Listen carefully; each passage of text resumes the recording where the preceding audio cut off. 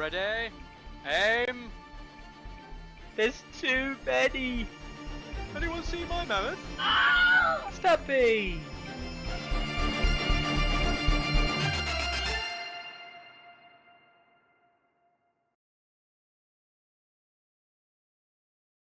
Hello! Hello again. Hope everyone's having a great week. I'm going to apologise in advance. I've had a pretty chesty cough the last kind of couple of days.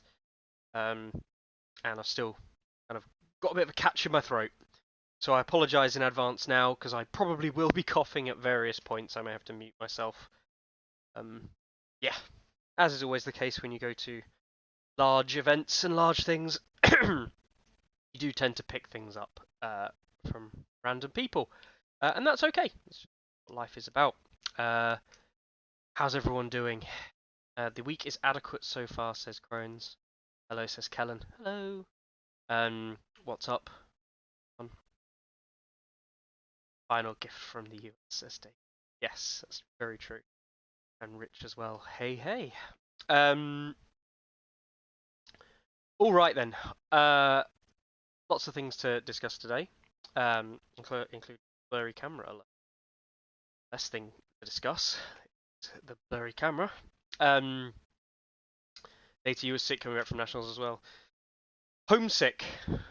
No. Yeah. At what price? Glory at what price? Indeed. Right. Oh dear. Evening or afternoon. Stefan as well. All right. Okay. Let's try and do what we can here. So, we're going to talk about US Nationals because I was in the US last week. That's why there wasn't an episode on Monday last week. I'd got back.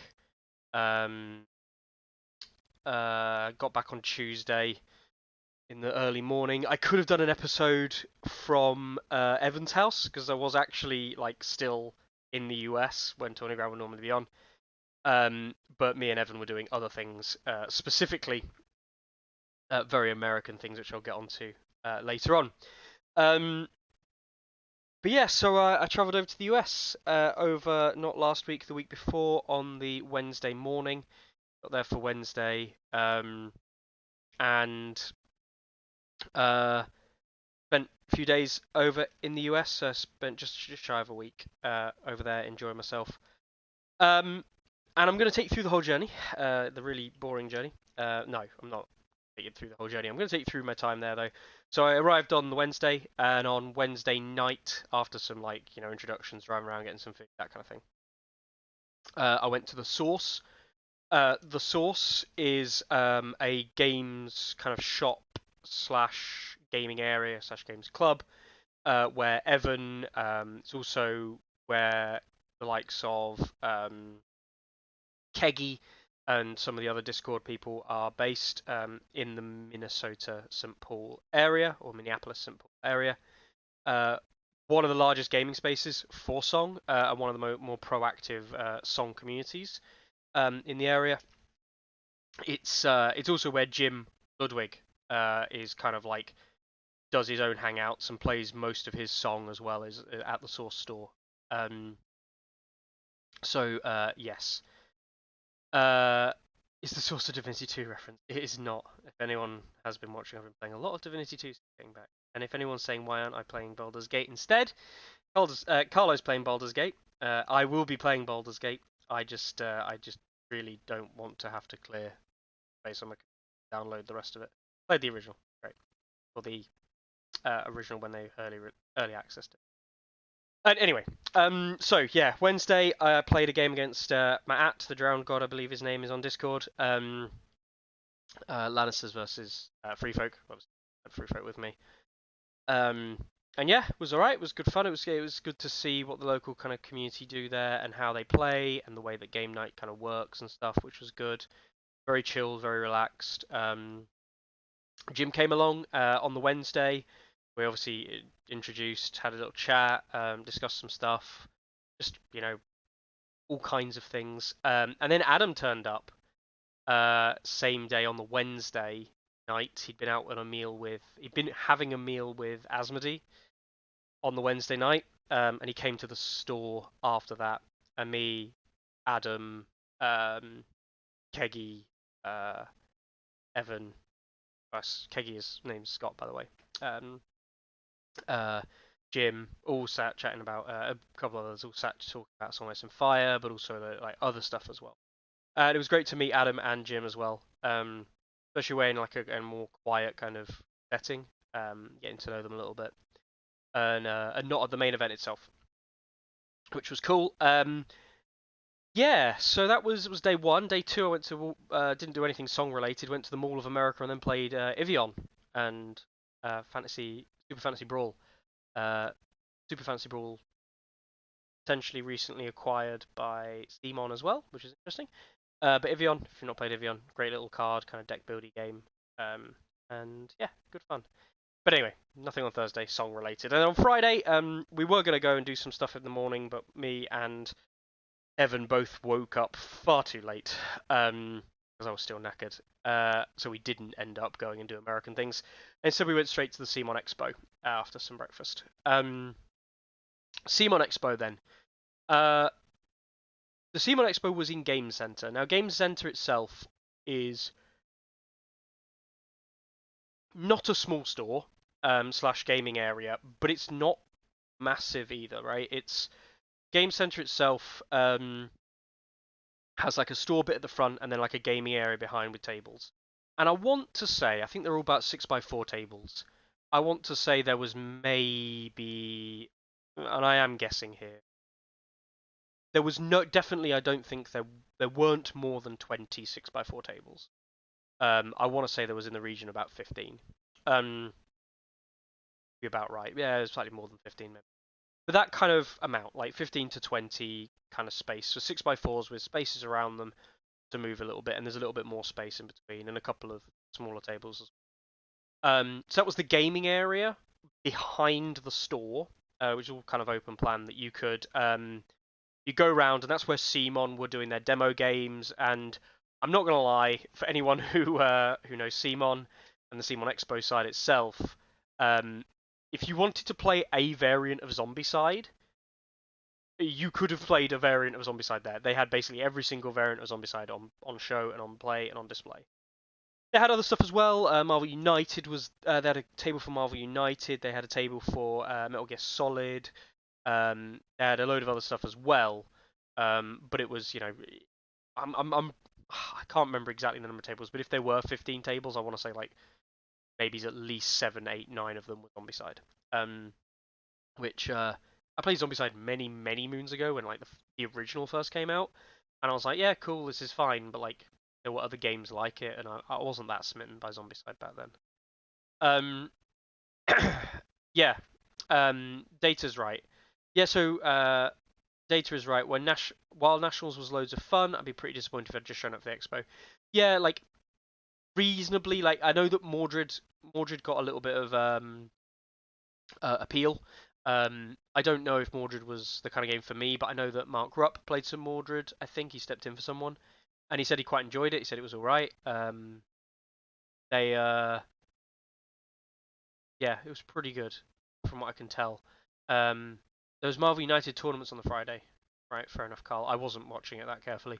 And some people fought Galactus as well. That's cool. Obviously, they had the big Galactus model. Now, if you don't know the big Galactus model, I say this as if like scaling it against me. If you guys have met me, you know I'm very small, right? This scale, the entirety of my chest to my head, that's not even like the actual scale of Galactus. Galactus is probably about 18 inches tall. The whole model from base to about the top is probably about 18 inches tall. About that big. It's massive. The Galactus model for the Zombicide Marvel zombies. Fun. Yeah, so absolutely massive model. So yeah. Stranger Things was okay, says Carl. He died. Yeah, I didn't look at Stranger Things. thing stuff. Agent Smith's a master artist, yeah, definitely. Mordred does look good, and like the art does look good for Mordred. But this is actually the thing. So I wandered around a little bit just to see what games were being played, but I really did not spend any time at the expo. I could have done. I could have really done. But I didn't spend any time doing any demo games, practice games, anything like that. Which is perhaps a missed opportunity, but also wasn't that interested, obviously, in that side of it, which is fine. And so that was the expo itself. They did a couple of iterations of different stuff throughout the weekend. You know, it was running all the way through Friday through Sunday. If I was going to the expo, I'd probably only go for one day, realistically, to CMON Expo. I think you'd get most of what you'd wanted to get on the one day. Yeah, it's... I'm not going to say CMON Expo was bad. I don't think the CMON Expo was bad, but I wouldn't pay... I don't even know how much the tickets were for the expo. Might have been $80 or something like that. I would not have paid that to attend the expo myself. The stuff you got in the goodie bag for the expo was a bit lackluster as well. I would say I would show you some of it or all of it, but I can't because I got rid of some of it because I couldn't carry it back to the UK. I literally had to buy an entire separate bag to bring stuff back to the UK. Stuff you did get, I mean, I just packed the small stuff. Is you got like a Marvel United deck, I think, and like characters for Marvel United for different people. So like, there's a starting hand for whoever that happens to be. There's a starting hand for H-Force Deadpool. Oh, that's Mr. Sinister. There's a starting hand for Grey Hulk, or not starting hand, but cards for the Grey Hulk. And cards for Juggernaut. Yeah, woo. It was $100 for the Seamon Expo. Yeah, so they had a red box for Zombicide, which was a jigsaw and stickers. About this big. And it was just a jigsaw and stickers. I was a bit... I didn't look inside. I have to admit, I didn't look too heavily at it. I realised I couldn't fit that box in my carry-in, so there was no hope of me bringing that back. So I just kind of went, nah. Zombicide stuff, not my cup of tea. I'll just leave it there. That doesn't mean it's not good or good value or anything. I just immediately wasn't that interested. But that's just me. We also got inside. It was put in a little triangle box, but actually it wasn't too bad when you unwrapped it. I haven't actually taken mine out of the wrapping yet. So this is actually quite nice, even though it's not for a game that I play. But for those of you who play like card games, you may have seen like card maps like this. Certainly for Magic and related card games, this is a card map here, like with the neoprene backing and everything that you're used to seeing in now these types of card maps. And I believe this is for Rising Sun. And this is actually quite a nice little map. I mean, it's a bit rolled up. I'd have to kind of like get it a bit smoother. This was made for the 20th anniversary CMON thing a couple of years back, and it's a nice Rising Sun, I believe. I think it's Rising Sun anyway. Card mats. Now these are always useful, even if it's not necessarily a game you play. These are always just cool and useful to you. Not for Song mostly, but for other stuff. Certainly for a big Friday Night Magic type guy, this might make a nice addition. I might use it as a cutting mat. It's for the Mythic Trilogy. All right, so it's for the Mythic Trilogy. Okay, so I don't even know. Rising Sun, Blood Rage. Yeah. Okay. Cool. All right.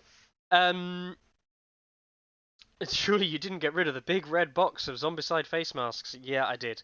There was a lot of face mask stuff, actually. That was the weird thing. And I don't know if it's just because they had a load produced, but yeah.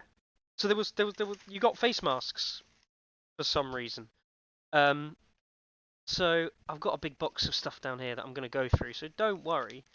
But yeah, there was not a Zombicide. There was a Cthulhu mask as well, which I picked up and clearly have just put down somewhere. I've not that's ended up. But yeah, it was very odd, put it like that. Right. Anyway, we also had. I'll get these out because these are outside here. Do lots of coasters. So like a selection of Blood Rage coasters. Here. Right. Blood Rage coasters and Cthulhu Death May Die coasters. I'm not going to go them all very carefully. They're relatively nice art on them. This is the back. There's the front. I'll just give you an example of one of the fronts. Go. They are quite nice. The Marvel United cards are worth money. Okay, interesting. Glad I brought them back home with me. Yeah, the coaster artwork is nice. Not gonna lie, for Blood Rage coasters there. The actual coasters themselves are relatively cheap production coasters. But the artwork is good. And I do appreciate the artwork and the Cthulhu Death May Die ones. There. Yeah. You got a face mask with that on as well. Like Cthulhu. I don't know, it's ended up somewhere, but I've got it. So yeah, that's kind of like other stuff you got. You also got a Cthulhu Death May Die card pack. I haven't looked through that. I think it is literally just a playing deck of cards, but with like a Cthulhu Death May Die theme on them. Again, I have no idea where I ended up putting those. They're around here somewhere. Apart from that, there was a couple of little extra bits and bobs, like truly bits and bobs, the kind of stuff that you misplace and lose and stuff like that. But overall, that was pretty much it within the normal CMON Expo box. From what I aware of, that's Adrian Smith. You got a nice CMON lanyard. Cool. That was the CMON Expo box. That was CMON stuff that wasn't A Song of Ice and Fire related that we got in the A Song of Ice and Fire box. I don't know if the CMON Expo attendees got slightly different content or slightly extra content on top of what we got for the Expo, because all of the CMON US national players also got some other stuff. And this is true for everyone. So I got this box on the Friday before the event, technically, because they were giving out to any early arrivals for the main event. And I also picked up, as did everyone else, 2 boxes. A unit of Dreadfort Archers and a unit of Dreadfort Spearmen. I'm actually going to just quickly... No, is it? No, it's not that one. This will do. Bigger picture of me. Because these are, well, opened. I'll talk about these in a second. But these are the Bolton units, the Bolton Dreadfort units that are now out. There we go. If you haven't seen them, here they are live in the flesh. They're nice models. Update packs. Yes, data. We'll get onto those in a second. But they are nice models. So there you go. There's the Bannerman for the Spearman. Sculpt. We've got, he stands up with a spear. I quite like that sculpt. It's a nice sculpt to have. Fairly standard one. I'm about to go march into battle with my spear. I am preparing my spear to poke it at the enemy. And finally, best sculpt you can ever hope for in a military war game. I am poking my spear at the enemy. So yeah, those are your 4 sculpts. Plus your banner.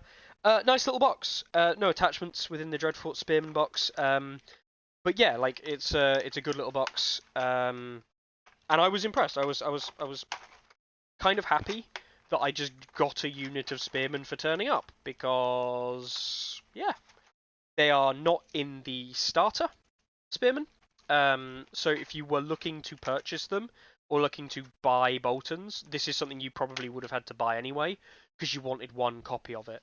But you just got it for free. by attending CMON now. So, whoopoo! Can't complain there. I haven't opened the archers. That's because I've got some other stuff later on. But you also got a unit of Dreadful archers. We'll go through those in a second. So, got those two for free for attending the event. That's pretty wicked, right?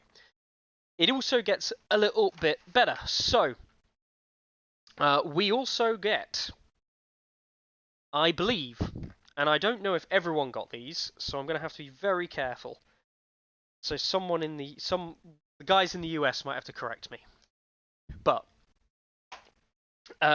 we also got in the boxes, I believe, promo models. Now I might be wrong, but I'm pretty sure everyone got a promo model. And I've got a few here. So I don't know if I don't know if everyone got all of them. I don't know. I was miles away, to be honest.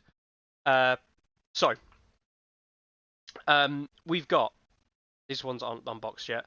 Promo Renly Baratheon, the gold Renly Baratheon. Now these ones are different to the long produced go ones. Someone had a promo, Rob I think it was, who was bigger than the unit circles. These are not. These are the right size. These fit in your unit trays. So there's a gold-plated Renly Baratheon. It's not gold-plated. It's just gold-coloured. Similarly, one for Stannis as well. You may have seen these online before, but I've got one of each of those. I have a bronzed High Essential.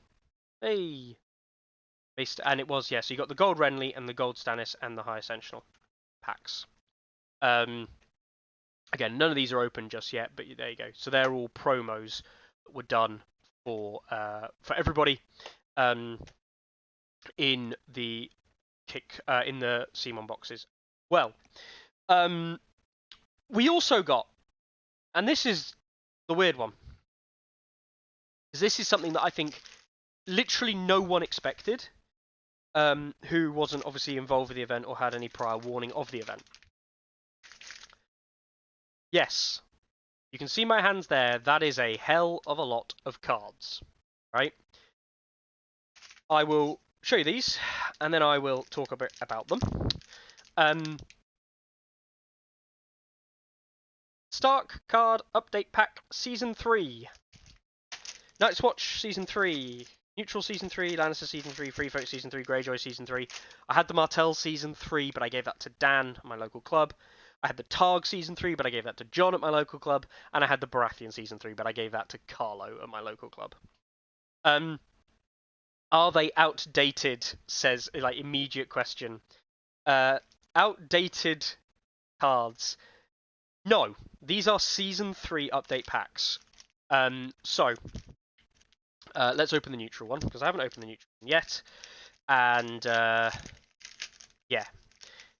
Bob does nail this a little bit in the chat, though. So, these have the new units as per Season 3. So let's get out our old favourite Golden Company swordsman, the unit that saw hell of lots of play before Season 3. And you can see their adaptive methods, or adaptive planning, isn't it? Not adaptive planning, sorry. Adaptive style over here. With the order, 754. Yep, so these are the new cards. Except they're not. They are not all of the... So there's a small problem, right? It is the updates from Season 3. Okay? Interestingly, the Boltons, specifically Steelshank's Walton's card, is in with the neutrals, because they've already updated it, which is worrying, because I've got the neutral... I've got the Bolton Heroes, which I'll go and check out later on. But I don't know why we got the updated Taunt for Steelshank in the new box. These are all updated as to current Season 3, but it doesn't include the things that changed in Season 2. Right? So if something changed in Season 2 and didn't change in Season 3, e.g. your Season 1 card is no longer up to date, but your Season 3 card hasn't changed from Season 2, these will not have them in. Which does suck a little bit. It means that anything that changed in Season 2 has not actually had an official card release. I can't blame them for that, but it is a little bit of an oversight. This is not a buy this and have everything updated as to the way it is. Buy 2021, buy this and you have everything else updated, or get this and neutrals. Neutrals update 2021 plus this equals 2021 Season 3. Not quite, right? That's not how it works. So you still need to do a little bit of shuffling around, printing out your own stuff. By far the biggest one, of course, being the Greyjoys, because they've had obviously a huge amount of stuff updated. And as kind of Bob says and Data says, Vic is outdated. Yeah. So this was an interesting one. Victorian attachment. If I get him out. Where is he? Yeah. Has Relentless and Furious Charge, and that Relentless, of course, is the Order version of Relentless. So, yeah, he still has Order Relentless, which is obviously correct.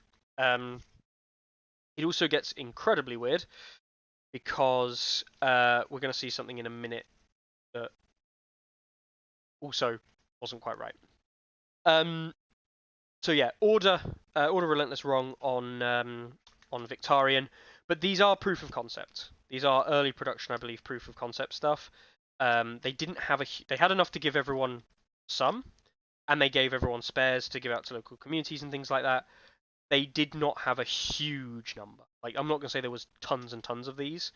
They had enough left over at the end of the event, but like not a huge number. Easily less than 20 of each faction. Now, whether that's just the ones they brought or the ones they had produced, I don't know. What was interesting, and I'll talk about it a bit later on, but there was kind of word when we were there that they are actually going to be. This is what, when you do the print on demand service, this is basically what Adam was saying that you'd get when it comes to print on demand. He also seems to suggest, and this might be, don't take my word at this one, but I overheard something. He was talking to some other player. I don't recall, and I was kind of walking past, and I'm fairly certain he said something along the lines of basically, these would be sent out for free. Now, I don't know how true that is. I don't know if that's going to be feasible or possible, but this is the kind of thing that you might expect for future releases and future update packs that you can expect to potentially get your hands on. As I said, I've got one for every faction. Everyone pretty much got one for every faction. I've given some of mine away already for the guys, so they've got certainly updated tactics cards for LGT and stuff like that. But yeah, that's them. Put those down there for now. So that is what was given out, pardon me, in the CMON bags for Nationals. Say, we were looking through ours on Saturday, on the Friday, way before the event started on the Saturday, looking through what we'd got. Right. Then it all kind of went a bit strange, because Jim came over and was, I was there early. There was, not a huge number of people, maybe 5-10 people there. Sunday Slaughter guys, Stefan, Bob, setting up like cameras and stuff for the stream. Loads of other people kind of like milling around as well, who were either related or not related to the kind of event. So then it got really weird because Jim came over, and to put it bluntly, Jim just dumped a big box in front of me. When I say a big box, we're talking like it was a big box, yeah, like a removal box type thing. And it was full of units, literally jam-packed full of units. And he was just like, I bought these along.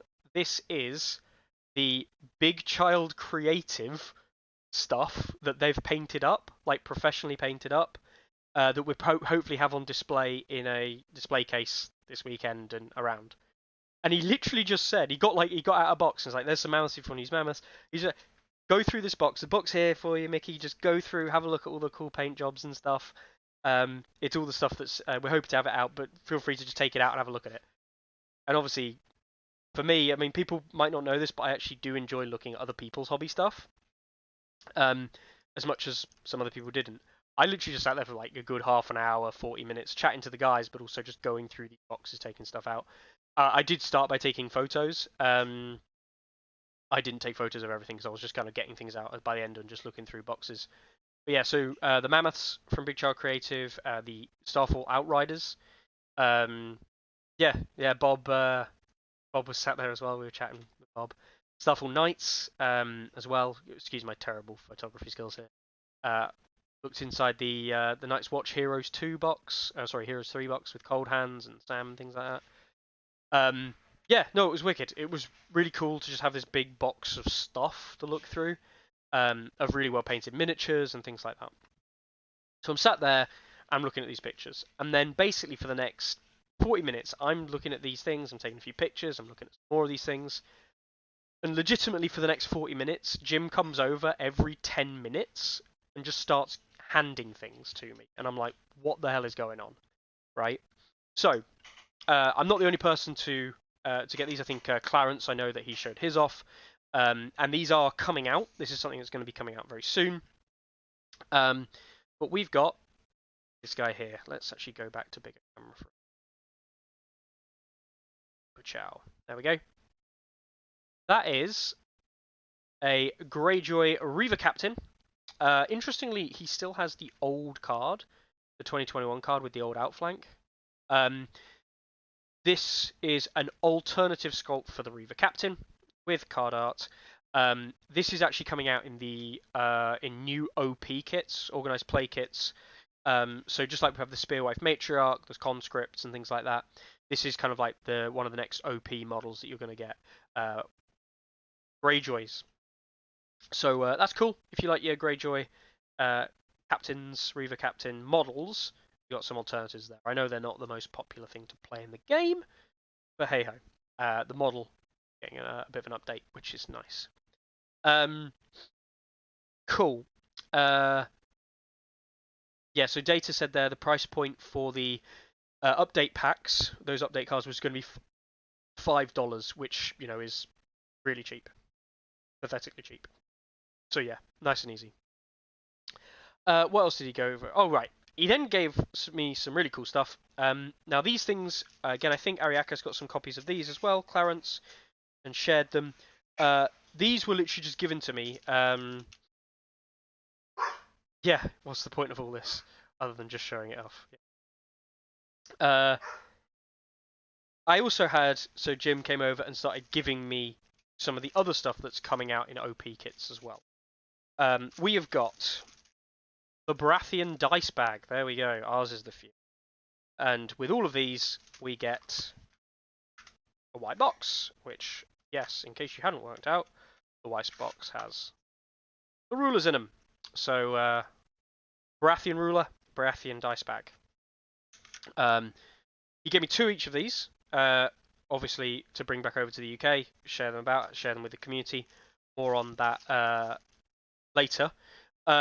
We've got Greyjoy, we do not sew, and the Squid Man himself. Look at that beautiful squid face. Mikkel's everywhere, J-Balls everywhere. All of those Greyjoy lovers who absolutely thought this was the most funniest thing in the world. It kind of is. Can rejoice. These bags are coming out. 2 of those still, because I haven't got a Greyjoy player locally who wants one. Or I haven't got me and Carlo are the 2 Greyjoy players, and we play other factions more often. Again, 2 measuring sticks there. I love they call them measuring sticks, not rulers. Measuring sticks. So it's Greyjoys. We have Targaryen. Fire and Blood. Yeah, Fire and Blood. 3-headed dragon. With the Targ ruler. Oh hey. Yes, string you a white box is probably not the best thing to do, but we love the high quality content here on stats. There we go. So, and Fire and Blood. Anyway, that's that. And finally, last but not least, and this is nice. I actually think this is a nice one myself. Martell dice bag. Unbowed, unbent, unbroken. The Martells, with the Martell as well. Ciao. So these are all coming out as well in organised play kits coming soon. So just like we had the Night's Watch, Stark, Lannister, and Free Folk ones, these are all going to be coming out in future OP kits as well that are quite soon to being released. These things are up there; they are in production. They are being produced, ready for release in OP kits. So, Jim, incredibly generous of Jim to give me some of the stuff that he had, completely unwarranted as well, and also, saying like these are all coming out. This is what you can expect coming soon in OP kits, and hope. Obviously for the UK players, these are coming out in the UK sooner rather than later. But hopefully this is what we're going to kind of see in the next few months. It didn't stop there, however, and we also have one more famous face to make an appearance. Now, this one has got a special place because this is something that we saw, if anyone has been around for this long, and it is something I've not mentioned, 3 years ago. Now, yes, it is 2023. And yes, if you actually go back in the annals of time, we have been doing 152 episodes. Now, yes, unfortunately, the number of episodes that we do a week, or we do now, has reduced for various different reasons. But if you go back through the absolute annals of time, you will find out that we did our first Tourney Grounds, not recorded, but live content, all the way back, I believe, July 20. Yeah. It's now September 2020. This time, 3 years ago, we were doing Tourney Ground episode 9 and episode 10, way back with the TSL days. If you remember that far back, you will remember a very infamous model. An infamous model that never got released. And we have seen it more recently in Beijing, China. I believe in one of the Singapore or Indonesian events, maybe he's have had these as well. But he's finally coming to OP. Okay? It's the GOAT himself. Goat-helmed Vargo Hoat. Yeah. There in all his finery. Vargo Hoat promo set. In a kind of bronzy effect, bronzy brass effect there. Look, he's got a horned helm. See it there, now that it's zoomed in properly. He's got a horned helm. I've got 2 of those, and yeah, that's pretty cool. Love me a bit of horned helmed Vargo. So these will be coming out. Data says I want. Yeah, I've got 2, which is really cool. Now, what I do with one of them, I don't know. Soren says, gimme. Cool sculpt. I want. Yes, this one I'm jelly about. Yeah, no, this is cool. It also comes with, and this is actually for me, this is actually genuinely cool. Crone's got one from Evan. Awesome. Love to see that, Brandon. It comes with a card pack as well, as we're starting to see a lot of these things. So we've got Vargo Hoat with his little goat helm art. Okay, look at that. It only comes with the attachment version, not the commander version. However, for those of you in German, Vargo Hoat the Kruppelmascher.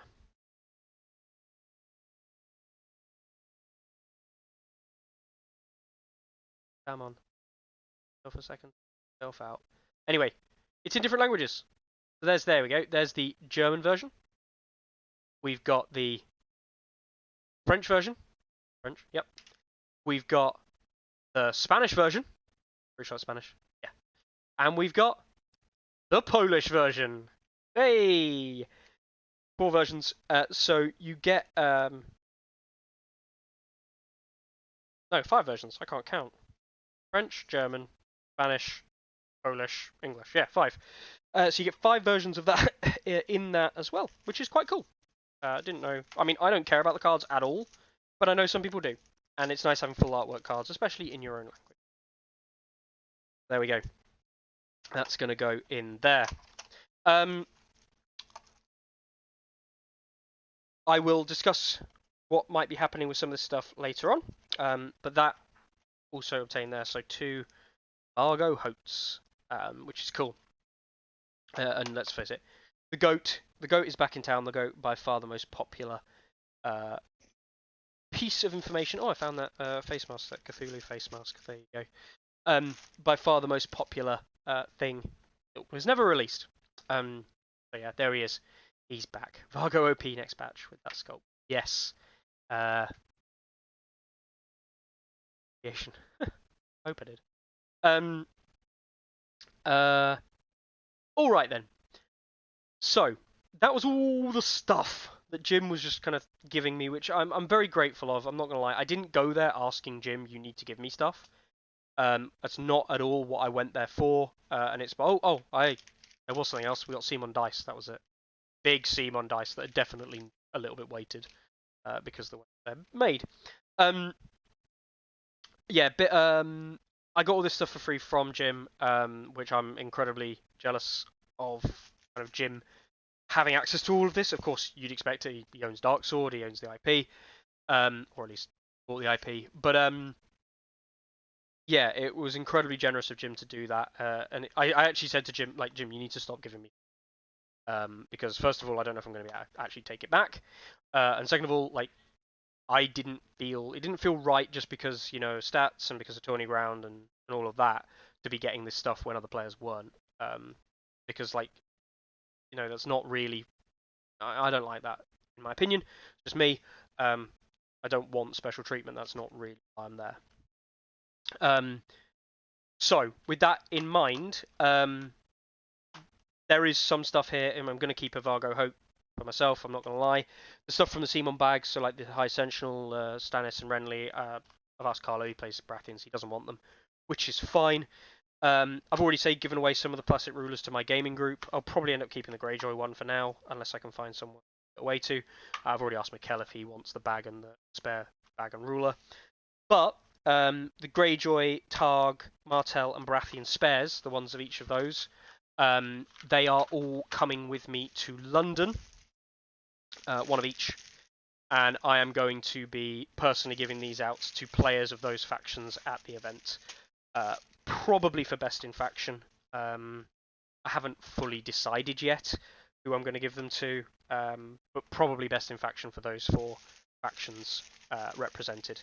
If they're not represented in Invitational, we'll see. I will make up some criteria. I'm not going to lie to people and say that it's definitely going to be best in faction because I haven't decided. But yeah, so those will be going with me to LGT to be given out to the community, which is cool. Similarly with the update packs, I don't need them. I'm gonna, you know, take them along. I might keep the Free Folk one or whatever, but I'm gonna take them along and see if anyone wants those as well, and hand those out to a few players. All right. So that was the Free Shit Friday, as we call it.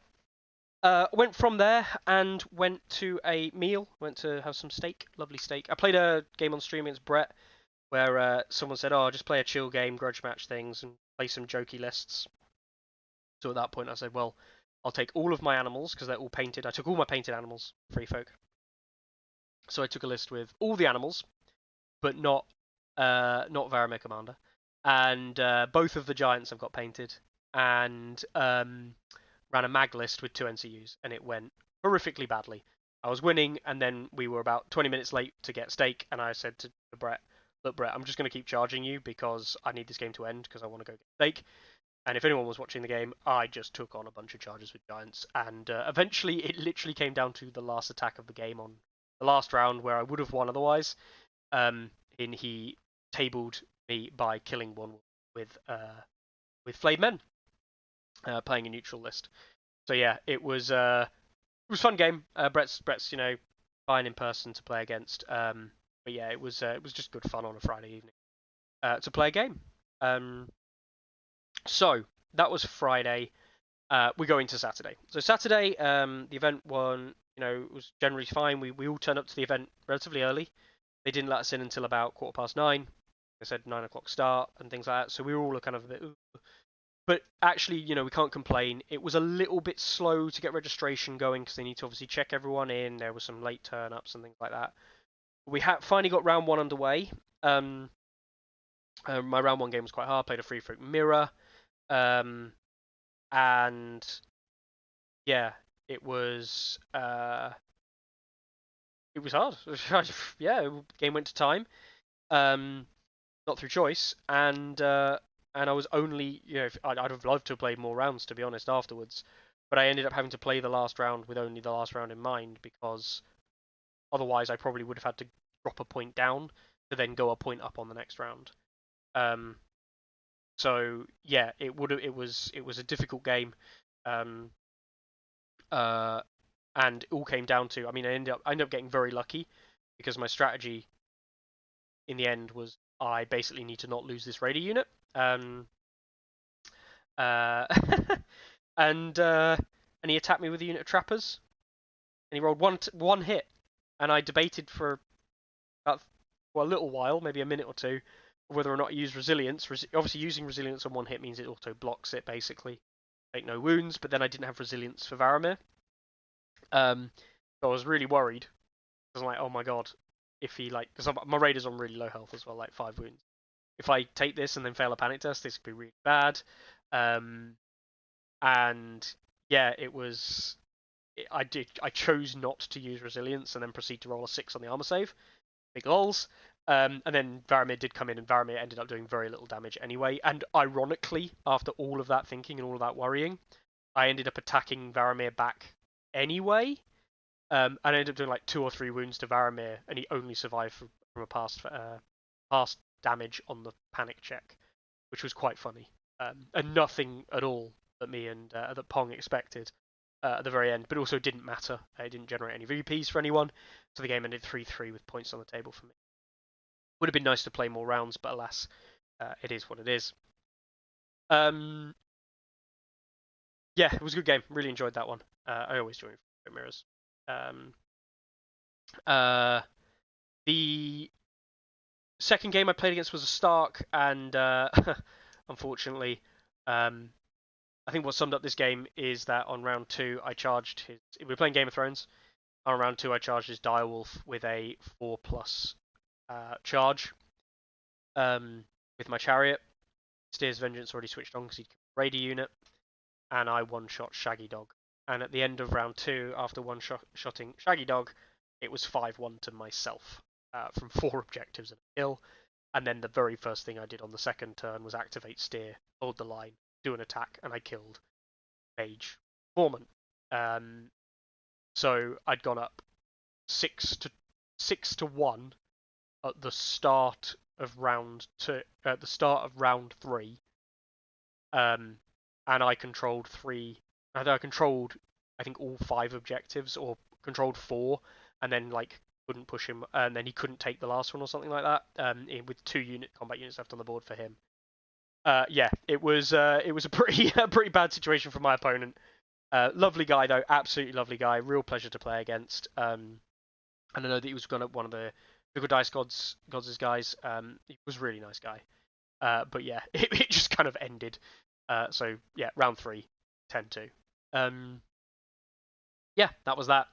It was a fun game to play though. And my opponent, genuinely lovely bloke, in Adam. Horrible rolls, yeah. Understatement of the year. Then played against Matt Beattie, who was one of the guys from Family Time Games, and plays a lot with Brett and things like that. And I just diced Matt horribly. It was 7-4, and I didn't kill anything. When I say I diced him, he did 7 panic checks on a unit of raiders. Admittedly, they were saving on a 6 because I had an Iron Resolve Walrus in them, Riscon Chieftain. And they failed every single one of the 6 panic tests, or 7 panic tests. And I think the one time they failed for 1 damage. It was ridiculous. Yeah, Khal Drogo literally did. At the end of the game, I think we ended round 5, I think it was. 7-4. Can't remember. At the end of the game, though, my raiders had taken a net 3 wounds, and Drogo had taken net 4. It was, yeah. Yeah, it was mental. That was also the same game that he charged flayed men into the front of a chariot, rolled 7 hits into a weakened 6 hits, and then I proceeded to roll 5 save on 5s with my chariot, and then passed the panic check. He literally did 1 wound with a flame men charge into my chariot, which was hilarious. So yeah, all in all, good game there with Dance and Dragons. Just controlling the objectives, not killing anything. And then finally finishing off the the day 1 on the Saturday was Feast for Crows against Brandon Crones, which was great. Crones is, played a lot against him online, played with him a fair amount, and yeah, it was fantastic to play against him in real world, and it was a fantastic game, really enjoyable. And it was a game where he just kind of killed me, he outpositioned me, but I was able to kind of play the movement game in a really kind of negative way, I guess you'd call it. But basically, he ended up being kind of traffic jammed on his own units, and he couldn't get through to kill anything of use. Whereas, yeah, so that's the other thing in the Targ game. Yeah, Drogo literally tried to roll the 5 up to kill the Walrus. He realised he wasn't getting anywhere, and he failed. But yeah, it was a good game. And again, the Brandon game. Look how I massacred your boy. Exactly, Kurt. Came off with a Martell win recently in a local event, and then I taught him that Free Folk Feast of Crows doesn't lose. And yeah, Daemon is a fun commander, definitely. And Brandon spent a lot of resources in the early game to try and gain an advantage, but he couldn't capitalize effectively. So it was day 1 of the event. We came off the back of that, and we all went to. I should probably add. So I was staying with Evan, for Wednesday and Thursday nights, and then on Friday night, Saturday night, I was staying with the KC guys. So I was staying with Kurt, Micah, people like that, and oh mate, but we'll talk about Saturday night in a minute, because pretty sure, yeah, Saturday night, Micah had some issues. Get onto that. But the Friday night was really good. Staying at the staying at the Airbnb with them, chatting to them, getting to meet all of them. People like Redcap. I think who else was there? Kurt, Micah, Brandon, Jesse, Brandon's partner. Who else was there? Oh, Data. Data was there. No, Data wasn't there. Davos and Melkor were there. Met Davos of Katarina and Melkor, if you know them from the Discord. They were there for a little bit, which was awesome. We also had Redcap, or Kellen, who was one of the judges, was staying with us as well, with his awesome shirt, by the way, that he'd made, which was cool as hell. And one more. Can't for the life of me remember the name, but I spoke to him loads. It's going to really annoy me now. Yeah, Stefan came by as well. That was a Saturday night, I think. Hang on, let me just remind myself. There we go, Ryan. There we go. Drake. I don't remember his first name. But Ryan was there as well, which was great. And it was honestly a lovely Friday night, which was replicated again on the Saturday as well, which we'll get into in a second. Yeah, so Saturday we went to Urban Growler, where it was the first time I'd had bad food in the US. By the time we got there, the kitchen was basically closing. Oh, and Mitchell and of course, Mitchell and Carl there, West Coast Bannerman, and Logical Fallacy were staying with us as well. Awesome. So yeah, for Urban Growler was the first time we'd had bad food, and it's because we arrived literally as the kitchen was closing, so we all kind of like put last orders in, and they were kind of rushing. So some of us had a few burnt burgers, and there was some burnt bread going around. But overall, was fine. It was a good evening, lots of chill, lots of beers, chatting, getting to know people, great photos, and just chilling with everyone in the community as well, which was really nice to do. And later on, sure enough, Adam and Jim came along later on as well. They taking food orders. This was completely, yeah, Bob, you guys arrived later than us, and we already arrived just like quite late. So yeah, that was cool. That was cool. There was some food out there, and I think like Evan, by the end of the night, had like enough chicken wings to serve him for like 4 days of like just chicken wings. It was crazy, and really cool. So thanks a lot, Evan, for putting that on, but also thanks a lot for all the people attending who made the evening what it was. Yeah, it did fall off a little bit. Just have to take a little drink. Right. My throat's not holding up. I do apologise. There we go. So that was Saturday. And then the highlight of Saturday, don't get me wrong, the highlights of Saturday were definitely the games. But the true highlight for me on the Saturday was it was brilliant. It was utterly amazing. We went back to the Airbnb. Me and the KC guys ended up playing a game of like hold your assets, or I can't remember what it's. Keep your assets. I can't remember the actual title of the game. It was just the best moment I think I've ever had with someone playing a game for a long time. And that's not to say the song was bad at all, but in this game you collect sets. It's very similar to like a whist type game where you collect sets, and then the more sets you create, the better your score. But each set is worth a certain value amount. Stamps, cover your assets. That's it, Kurt. And you can steal things from someone. Yeah, exactly. Stamps. Everyone says in chat. You can cover certain collections with more collections on top, and you can steal people's collections. If you have the same card as somebody else has at the top of their pile, you can steal the top group of their pile if it's the same type. And I was in the lead. Micah not far behind, maybe he's a couple of $100 behind me, and it's the first to $1 million, or a couple 100,000 I should say. First to $1 million.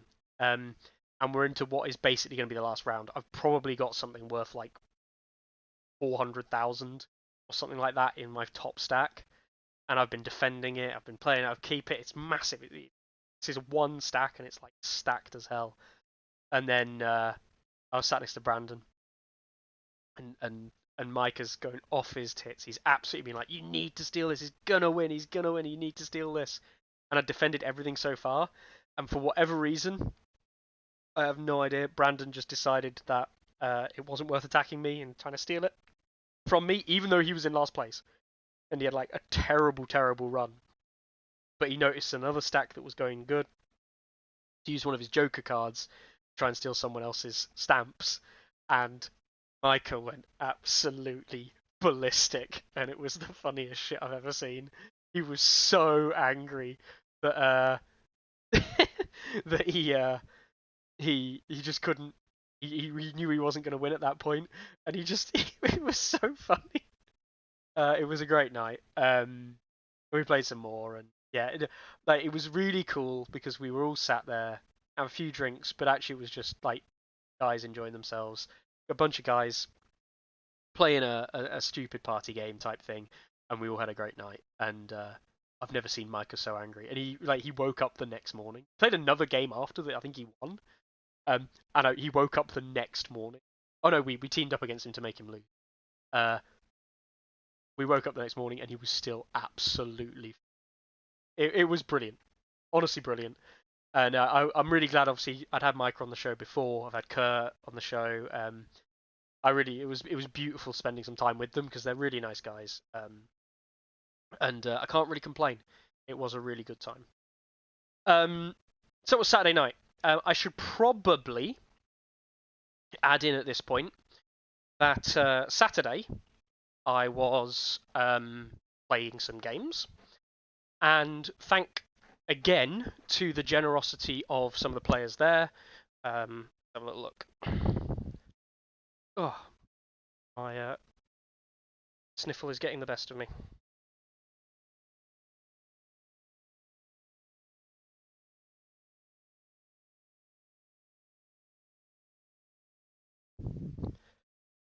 Right.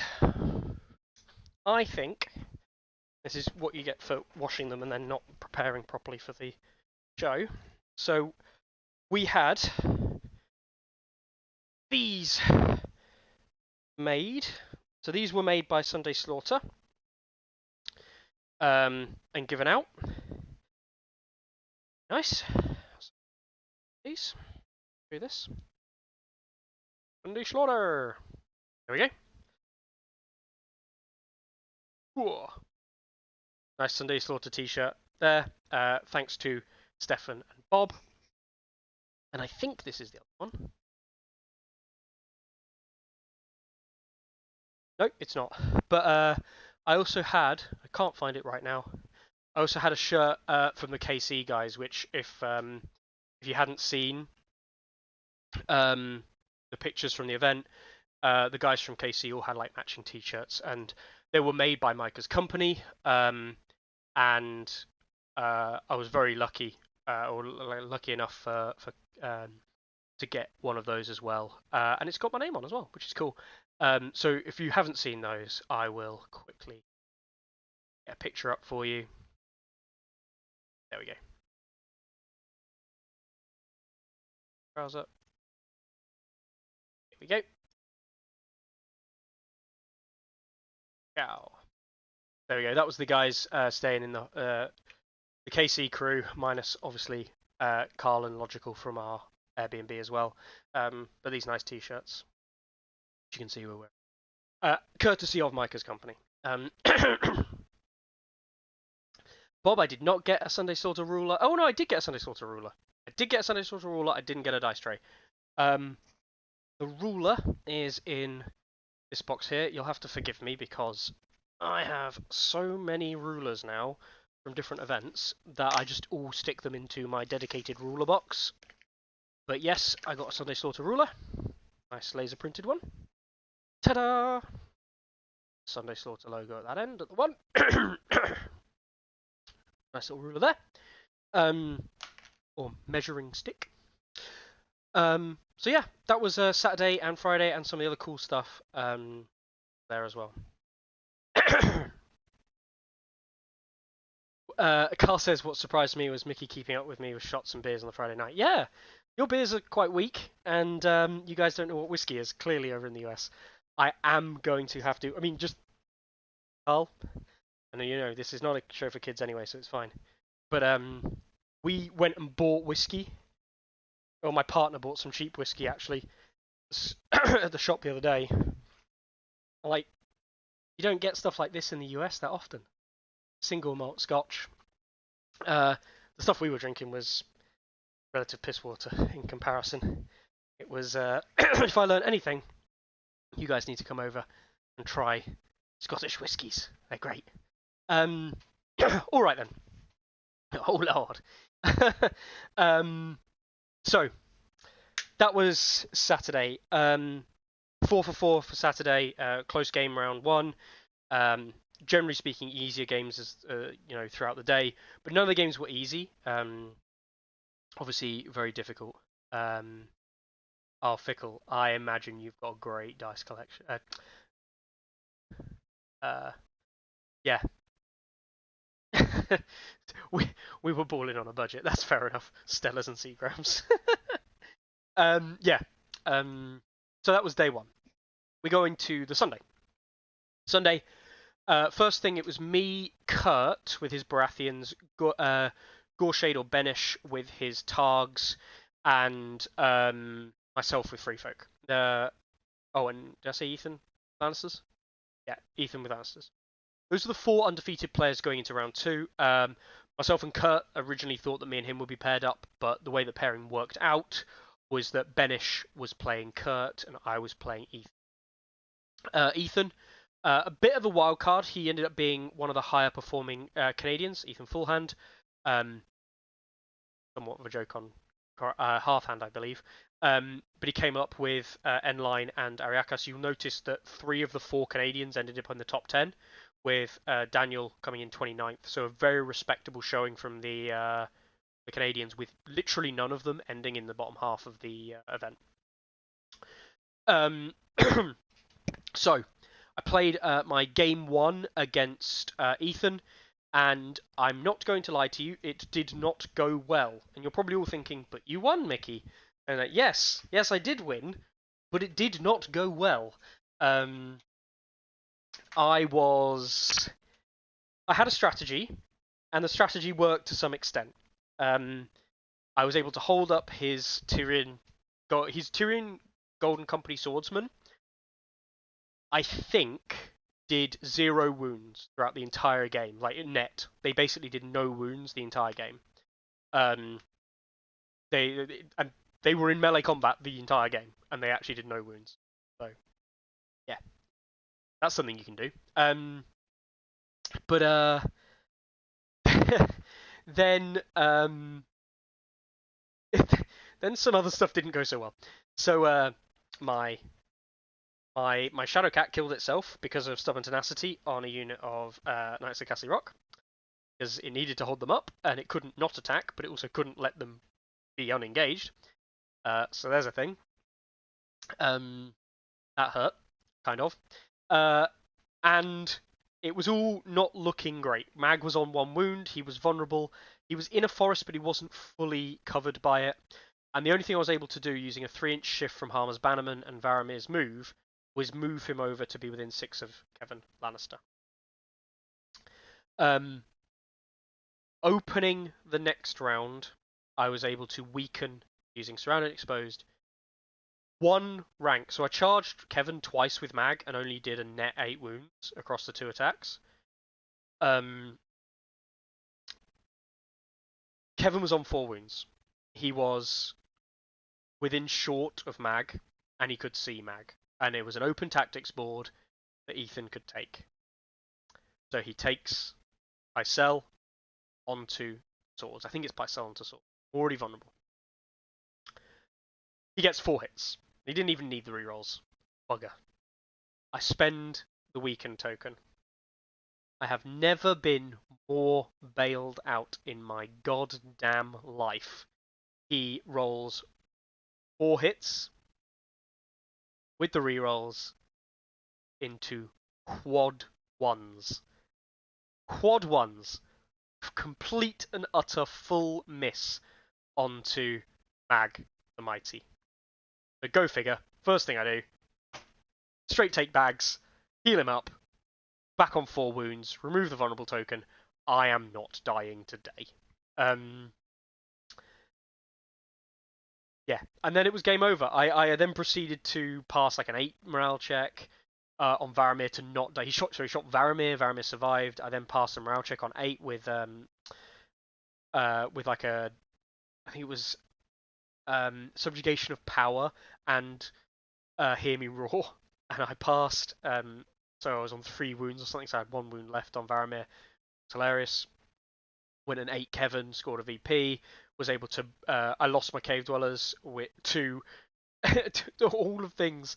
I lost my cave dwellers to a subjugation of power test without hear me. I think it may have been with hear me roar. I can't remember.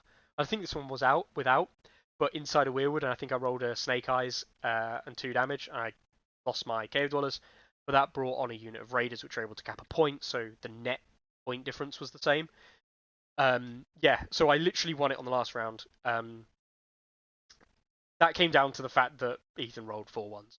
Like, I'm not even gonna lie. If he'd have killed Mag there, I probably still would have eaten him alive with Varamir. Like, Varamir still would have killed him, but we'd have been on equal points. And on equal points, he would have had more on the board remaining, because I was only able to kill Kevin Lannister that game. And the other 2 units were not, like, I wasn't going to be killing the other 2 easily. So yeah, that was that game. That put me. Unfortunately, I think Kirk got tabled in his 3rd game in his 5th game, sorry, against Benesh. Or not near. No, he didn't get tabled, but it was a 7-4 win for Benesh. Pretty much nearly tabled actually. Maybe table him. Played Stannis 8 point. Yeah, I think he did table him. So Kirk got tabled. And yeah. So Carl says day 2 also seemed to be shorter rounds or more stressed for time or something. Not really, Carl. They weren't shorter rounds. I think they were actually arguably slightly longer, but Kellen had really cracked down on how the time was managed on day 2. So it was very much kind of like, if you are not finished at this point, it's the last round, and if you haven't finished by this point, boom. You entered it wrong. That's fine. So that took us into the last round, myself versus Benesh. And if you haven't seen that game, it is up on stream. From Sunday Slaughter, the final. And they drew Fire and Blood. And I just straight away, as soon as they, Brett came in and said, "Oh, I drew Fire and Blood," it's, and it's not because I don't think it doesn't favour free folk or anything like that. I just simply said to her, "Oh, like the worst thing? Can we not have Fire and Blood for the last game mode? I'd said before. Draws Fire and Blood. Ugh, can we not have Fire and Blood? It's not that I think Fire and Blood's a bad game mode per se. Do. But for the last round of an event, Fire and Blood is like definitely not the right choice. Ever.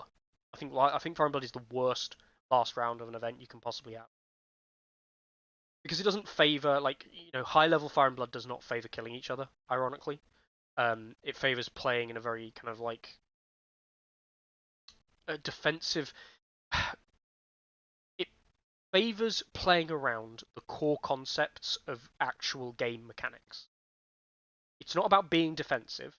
It's about knowing how the game functions from a tempo and value standpoint. And if you know how the game functions at those levels, the Fire and Blood is very easy to play against certain list archetypes, against certain lists with other lists. When you understand those concepts, because it comes down to a list building matchup, really, rather than a gameplay matchup per se.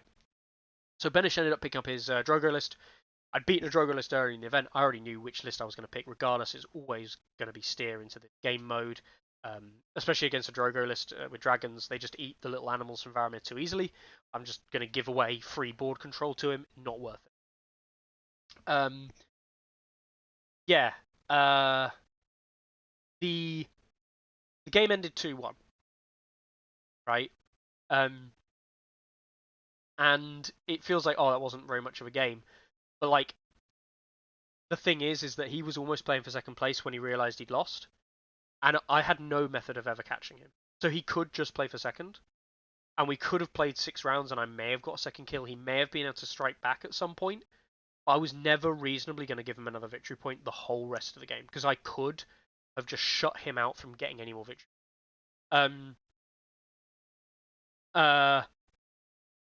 It was very difficult. I ended up playing the tempo and playing the space game, which is what I kind of favour.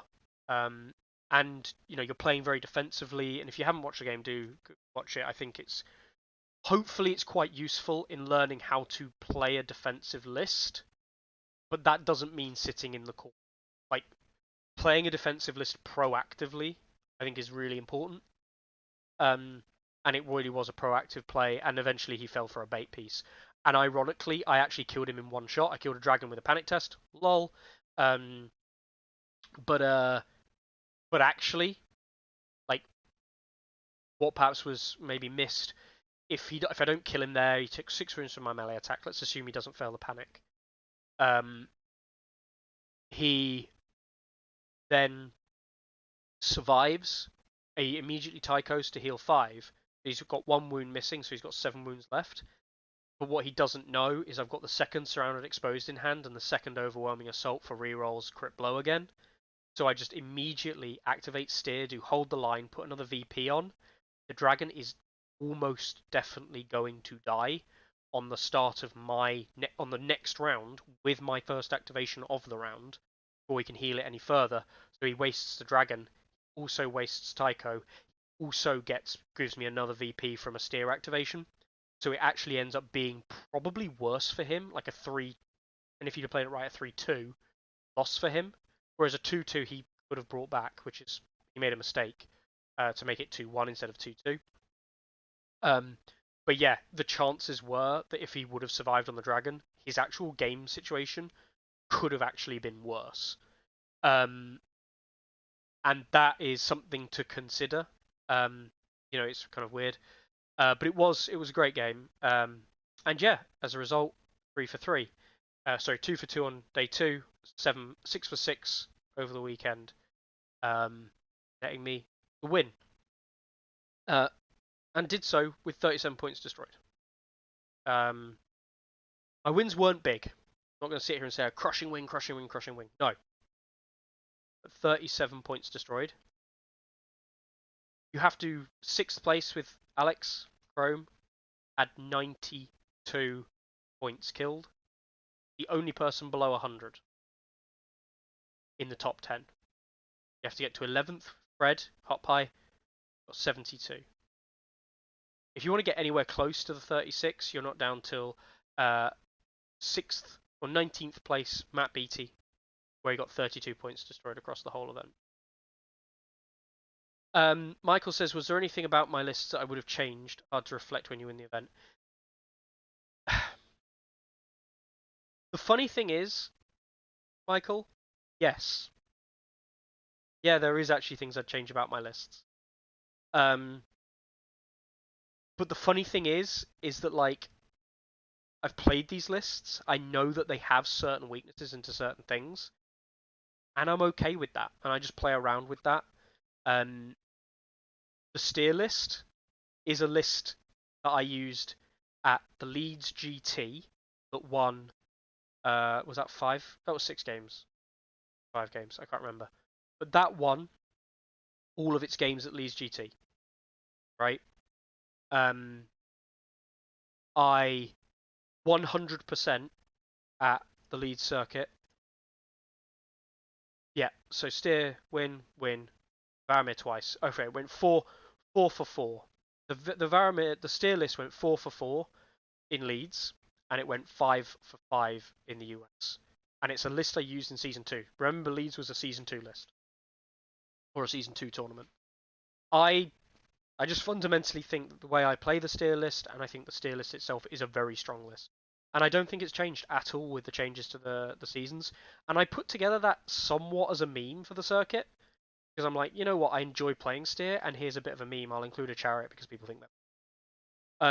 The Varamir list that I include is a bit of a meme as well, because if anyone has seen the Varamir list, this was again based somewhat off my experience at Leeds, where I ran 2 raiders with Barok's Boar, Mance enemy attachment, and a skin changer, and went 6 for 6 with that list winning twice.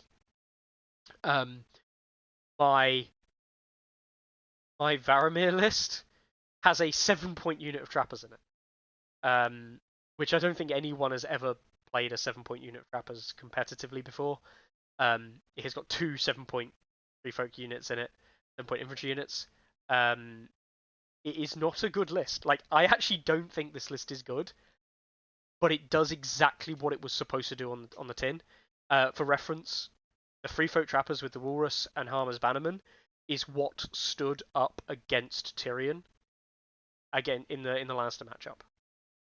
I was just able to weaken him, use my chieftain, and sure, he can spend his order to cancel the resilience, but I don't care.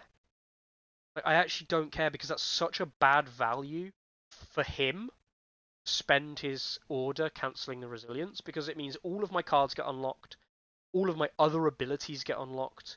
Sentinel from the Cave Dweller Savages gets unlocked. All these things. He just unlocks so much stuff for the rest of my force. But he doesn't really want to use Tyrion on the Walrus. He ended up using it, I think, twice, but he failed once. And it was just like, just not that good for him. And if he does do a lot of damage, I just retreat and I heal. Do that again. Cancel my order again. Go on. I've got other things I can do as well. So yeah, that ended up being a really favourable kind of matchup in the middle for me. And then yeah, Cave Dweller Savages with Harmer. It's because you're movement 6, Harmer makes you movement 7, and then you put your grit on them for movement 8, and you have a 16-inch march anywhere. For reference, that's faster than Knights of Castle Rock. Literally, Knights of Castle Rock move 15, and if there's no terrain, right? Knights of Castle Rock move 15 with no terrain. I can make that, you know, with a bog, potentially 13. If I really want to with your grit, I can make it 12 plus any more terrain. Whereas Cave Dweller Savages, like, if I'm making them 12, I'm 14.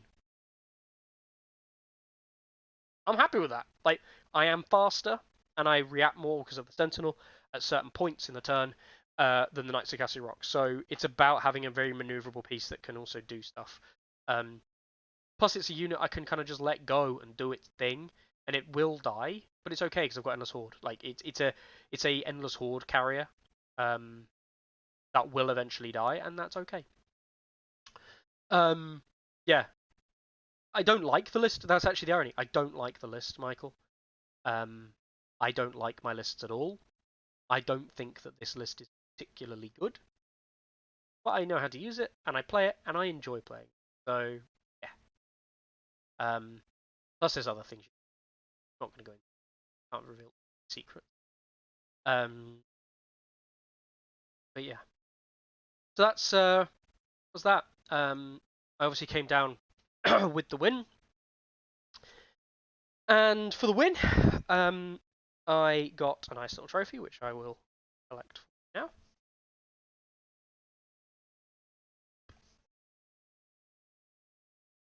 Accidentally breaks it. That would have been clever.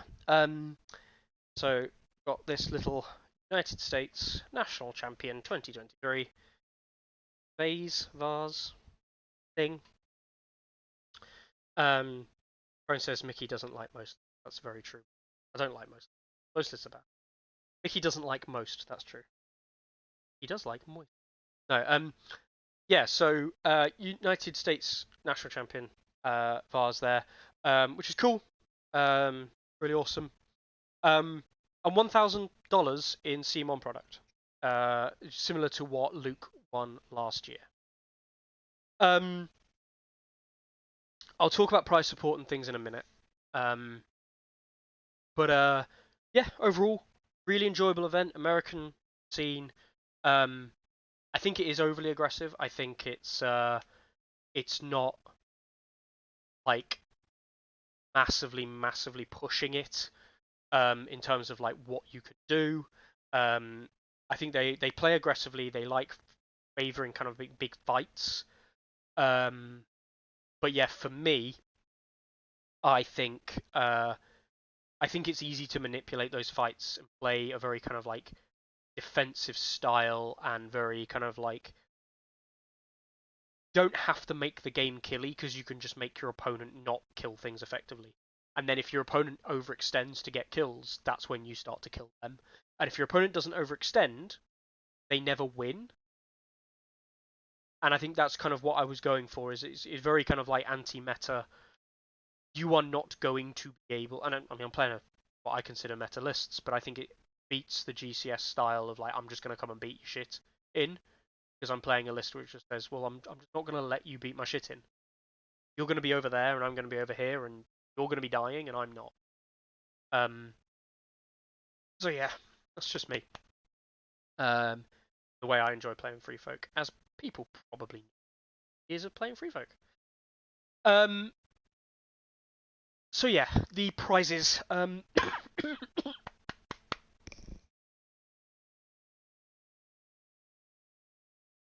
So the prizes. Oh dear God, apologies. $1,000 in CMON product. Pardon me. Yeah, I mean, great, cool, awesome. There isn't really anything from CMON I want to buy. And when it gets sorted, I'm sure I get some emails or stuff sorted with Adam. That will be spent on new product or product from CMON, or even old product if that's something that we need in local communities. I don't need it. There's nothing from CMON that I want to buy. More product maybe. Some content stuff that's going to come out. But ultimately, it's probably going to be used on organized play kits when they get released for the new. It's probably going to be used on starter sets, some maybe harder to obtain boxes in the UK. Maybe Sue Fancy Brawl potentially, Evan, yeah. But yeah, I don't need it myself. So, and there was a non-joke that we had on the Monday after the event. There was actually a non-joke like discussion we were having, which was, couldn't I just spend it on buying like 30 boxes of red cloaks, and then literally ship 30 boxes of red cloaks back to the UK? So the red cloak, the UK red cloaks were in stock. Now, ironically, they actually come in stock today. So that would have been a dumb move. But yeah, that's the kind of thing that we were not completely jokingly talking about. We'll see. I don't know. I don't know. I don't know. I don't know. I don't need it though. I literally don't need it.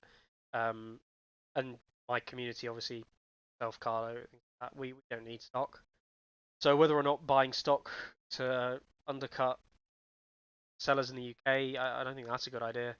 I think it's going to have to go on OP kits and stuff, and then potentially providing those to events in the UK free of charge, because it's like CMON paid for these for us to run an OPC. And if it's not much, but if $1,000 goes towards supporting the UK tournament scene, and it can go into buying, CMON related product for that stuff, and I don't mean like products you could buy off the shelf, but stuff that is harder to obtain. I'd much rather that than anything else. And yeah, that means Vargo Hoats if it means Greyjoy, captain kits if it means dice bags, that kind of stuff. That infinitely more valuable to me and a community than like $1,000 worth of Zombicide could be. So yeah, I'll have a talk with Adam about that and see what we can. Seriously, instead of credit next time, big ass. Well, yeah, nothing like that was at the event. Don't get me wrong, the vase was lovely. Can't complain. But yeah. There was also award for second place, which went to Gorshade or Benish, who was a lovely bloke, by the way. Benish, I was talking about him. He's a really, really good painter as well. Adepticon award-winning armies twice, 2 years in a row. And he did the unit that he was running Drogo and Screamers, but before the game he said, "Can I use my Blood Riders as Screamers?" Because they're so well painted. And I was like, "Yeah, mate, 100%. Just put a Screamer model out to remind me, just in case." But then he got his Blood Riders out, and my God, they were lovely painted. Really, really. So I think he got best painted.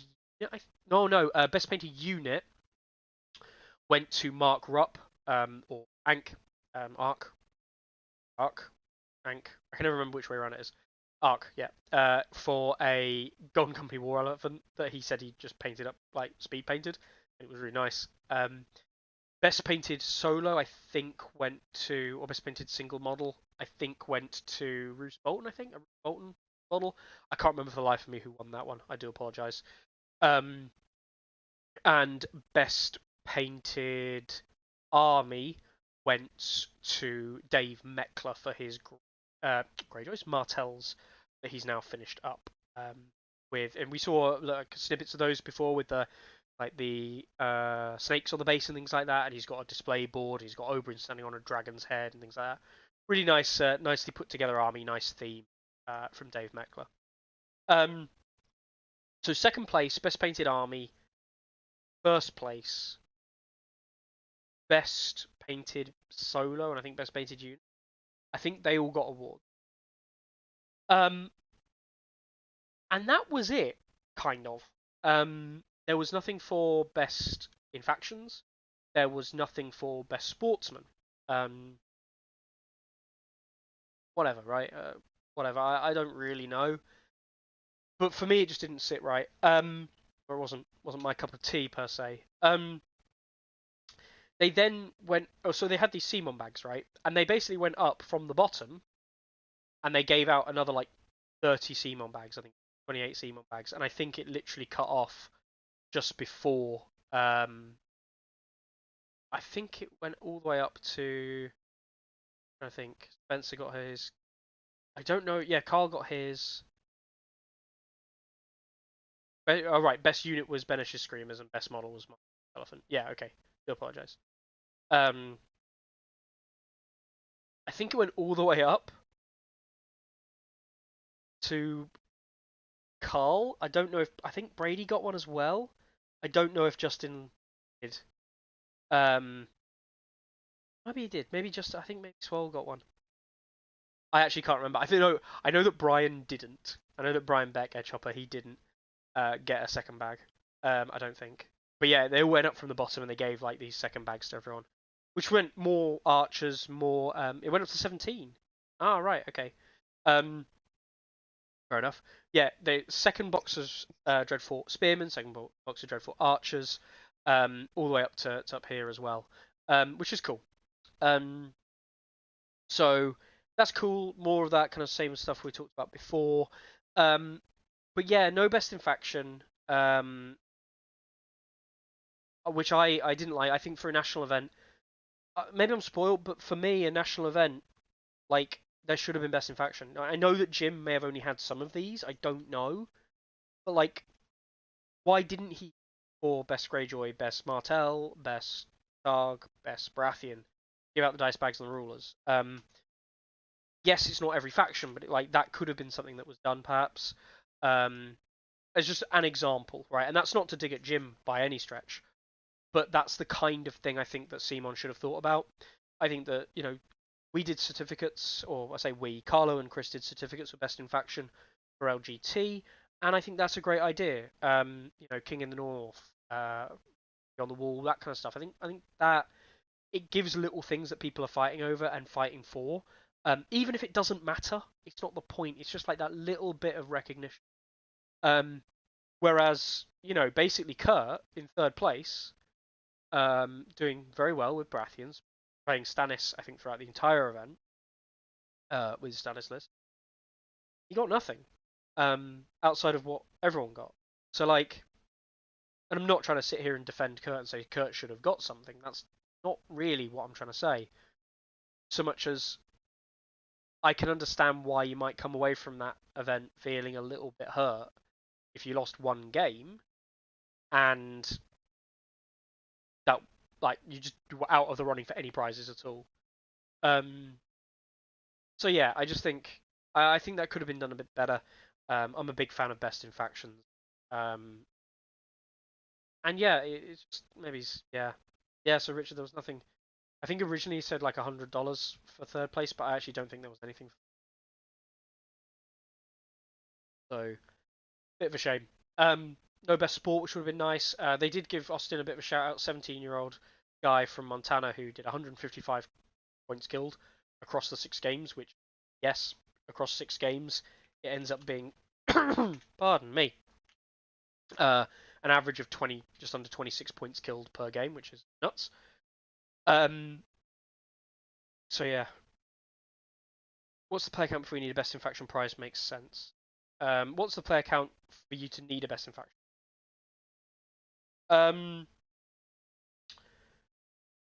I think, to be honest, I think best in faction you should be looking at anything over 32. Reasonably over 32 players, you could probably do with the best in faction. In my opinion, less than 32 is difficult because, like, just from a simple kind of like maths perspective, and this isn't really true. You got 10 factions now. I'm actually not gonna say it's 10 factions at players each, because you've got factions like neutrals and specifically Boltons now. Neutrals always have a lower player count, and Boltons aren't really out, for example, in the UK. So you're kind of better dividing it by 8 and saying that you've got an average of about 4 players per faction. And I know, again, that isn't really true, and I know that some people might go, whatever. But, like, that gives you a much better approximate number of each faction. And for each faction, best in faction kind of starts to make sense to reward at least a little bit. I think if you're getting up to like 64, where you could expect like 5 to, anywhere from 5 to 8 for every single faction, like as a bare minimum, that yeah, like a best in faction, even if it is just like a certificate. I don't have a best in faction certificate, but as an example, it doesn't have to be much different to something like this.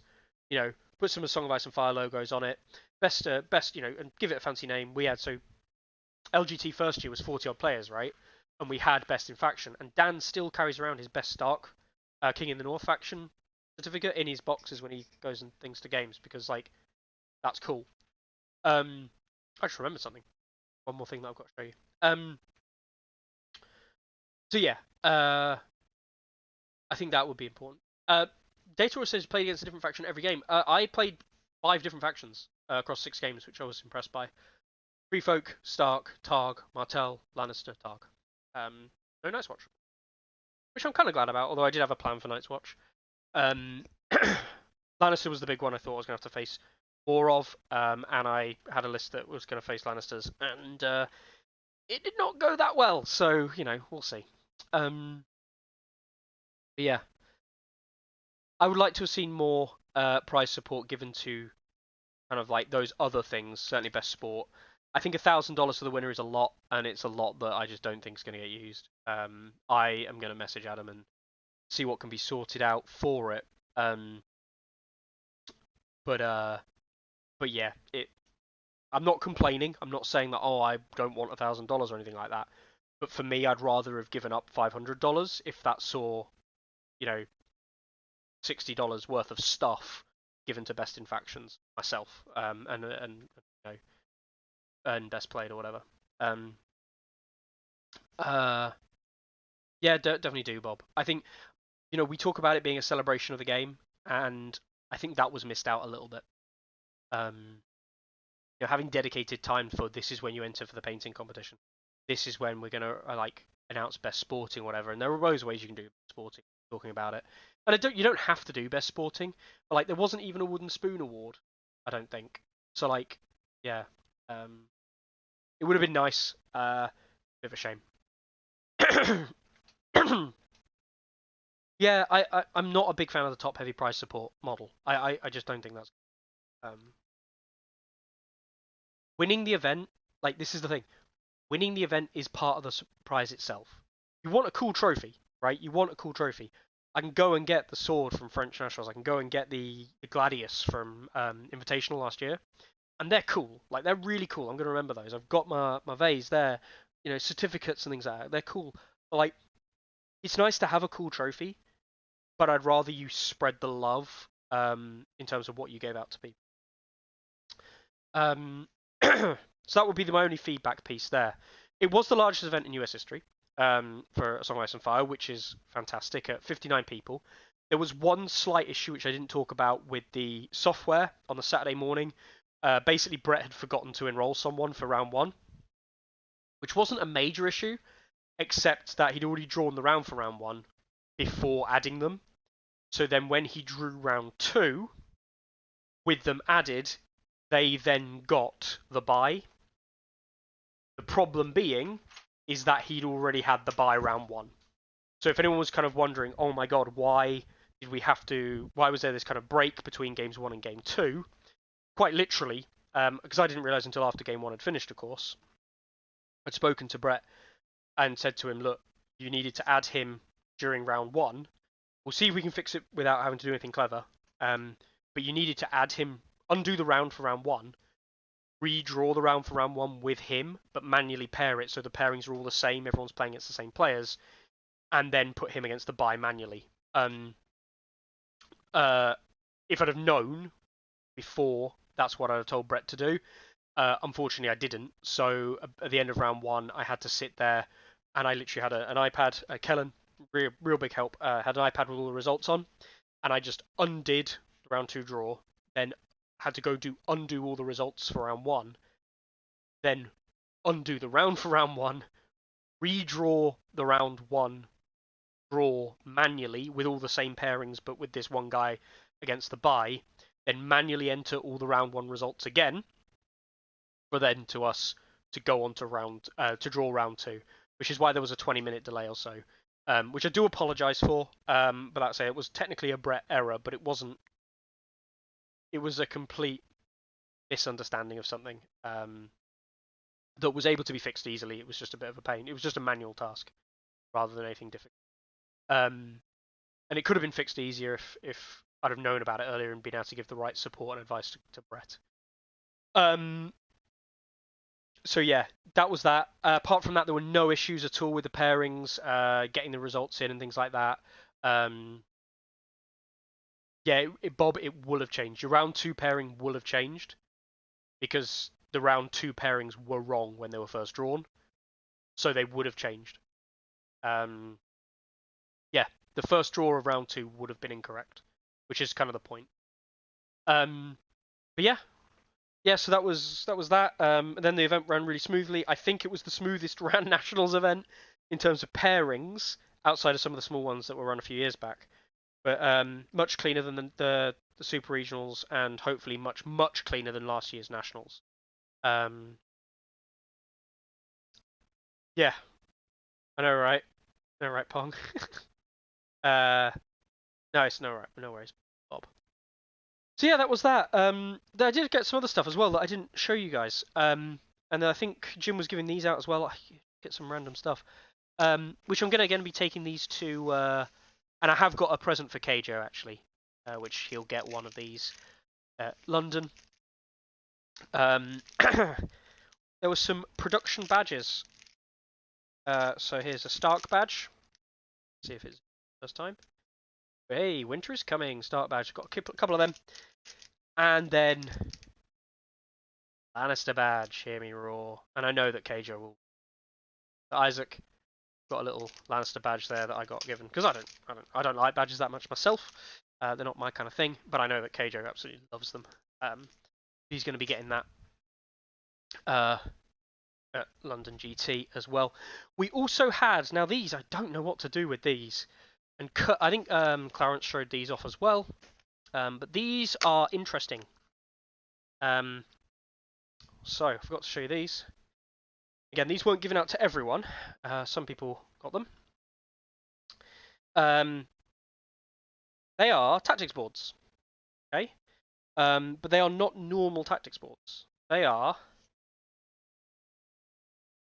So that's a tactics board, right? It's normal. Can anyone tell the difference? If anyone actually knows, of course, they'll be like, "Oh, it's this." If anyone doesn't know, does anyone know what the difference between that tactics board is and the normal tactics board? I'll show you another one, if case. And I know Keijo's one. So I'll show him this one. This one makes it really obvious. Okay. Hopefully that makes it really obvious what the difference between those are. Yes, they are faction-related tactics boards. So, let's wick up the big camera again.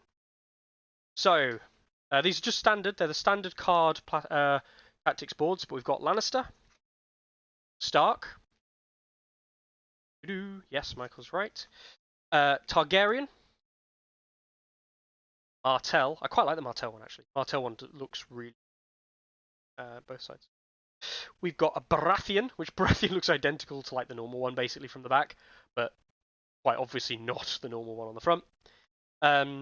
Free Folk, which I'm not going to lie, I like the giants on the back, but on the front it looks sad. Greyjoys, don't we just love dem squid? Let's get a big close-up of them squid. There we go. Good dad squid. There, he's squidding. So yeah, the Greyjoy one. We've got a Night's Watch one. Those ravens on the back. I know we don't look at the backs of tactics boards that much. There we go. Dark one.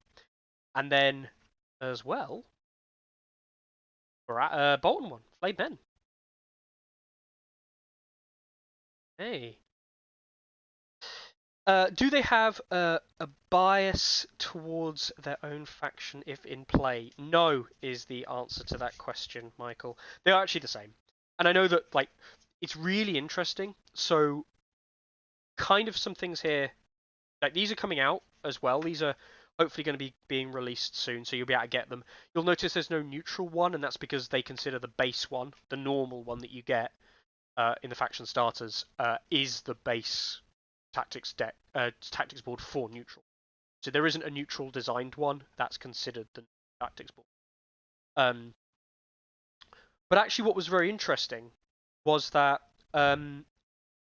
they didn't, or they, Jim and Adam weren't aware.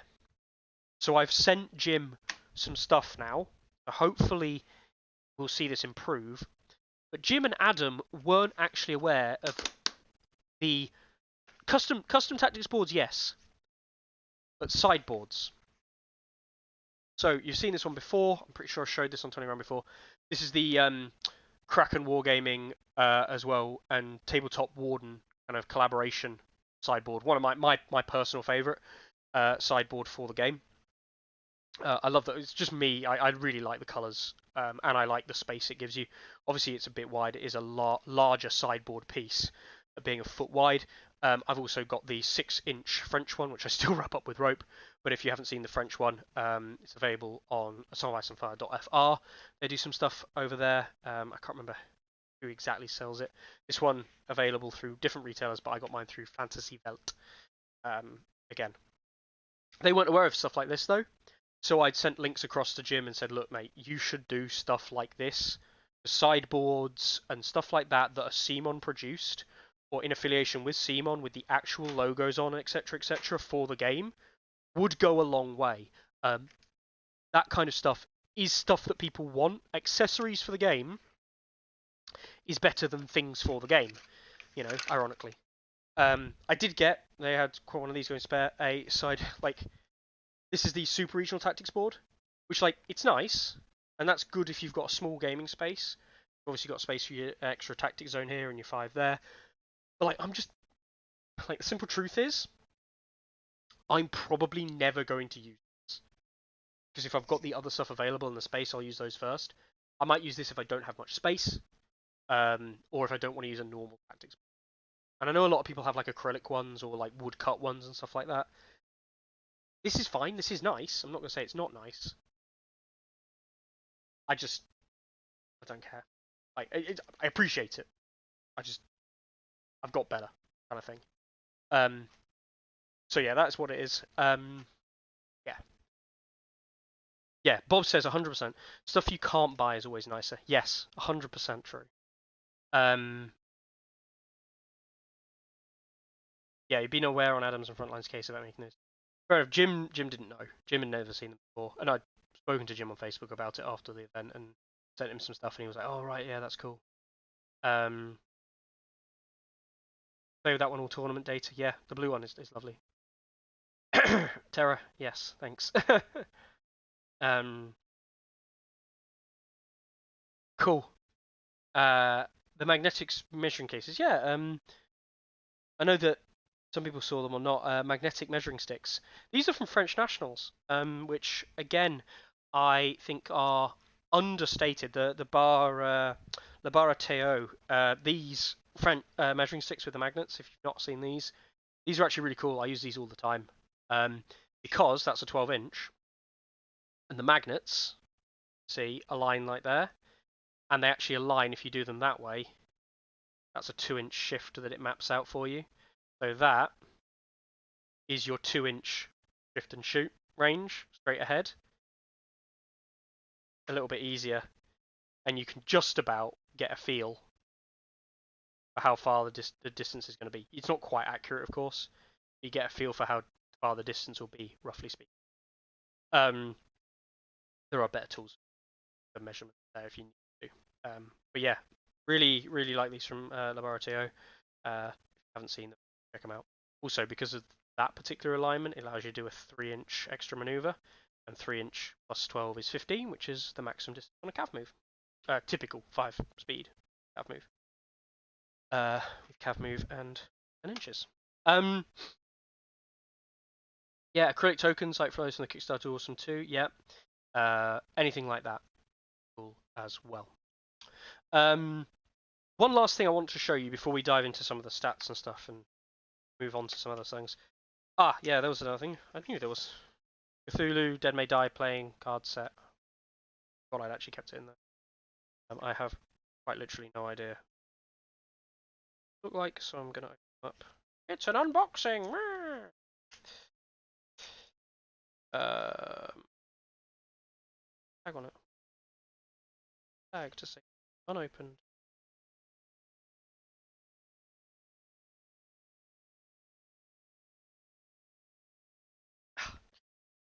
God, stiff. Ooh, cool. That's not what I expected, actually. That's the playing card set. That's actually well nicer than I thought it was going to be. It's just a really nice card set.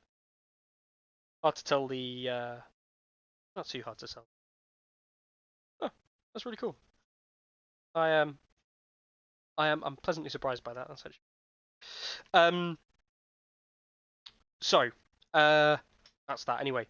The last bit that I got given by Jim was a campaign set. Now, for those of you who have been in the game for a while, you'll know about the campaign. It is this campaign here. First in battle campaign. Yep. and I'm not going to go take you through the rules and everything for it. This is available online, but they've updated the bonuses that you get for units, because I know that Evan had said that getting martial training on something was ridiculous. It is. So now you can pay for your abilities. There are kind of rules around how to do it. Again, I'm not going to go through this, but the full campaign kind of like little thing there. It's just a very short little document. But also within the campaign kit, you get unit cards for all the unique units, and you get 8 sets. So this, I'm going to talk about that one actually in a second. But you get, as it stands in this particular set, you get the Wolves of Winterfell for Stark. You get the Crate Hall Sentinels for Lannisters. Veterans of the Great Ranging for Night's Watch. Crow Killers for Free Folk. House Bolton Bastards Boys, unit of specialist cutthroats for neutrals. Drogo's Vanguard for Targs. House Errol Loyalists for Baratheon. And Saltcliffe Fanatics for Greyjoys. Of course, no special unit for Martell, which is a bit of a shame. Or you could make something up, and if you wanted to use a Bolton one, you just use the Bolton.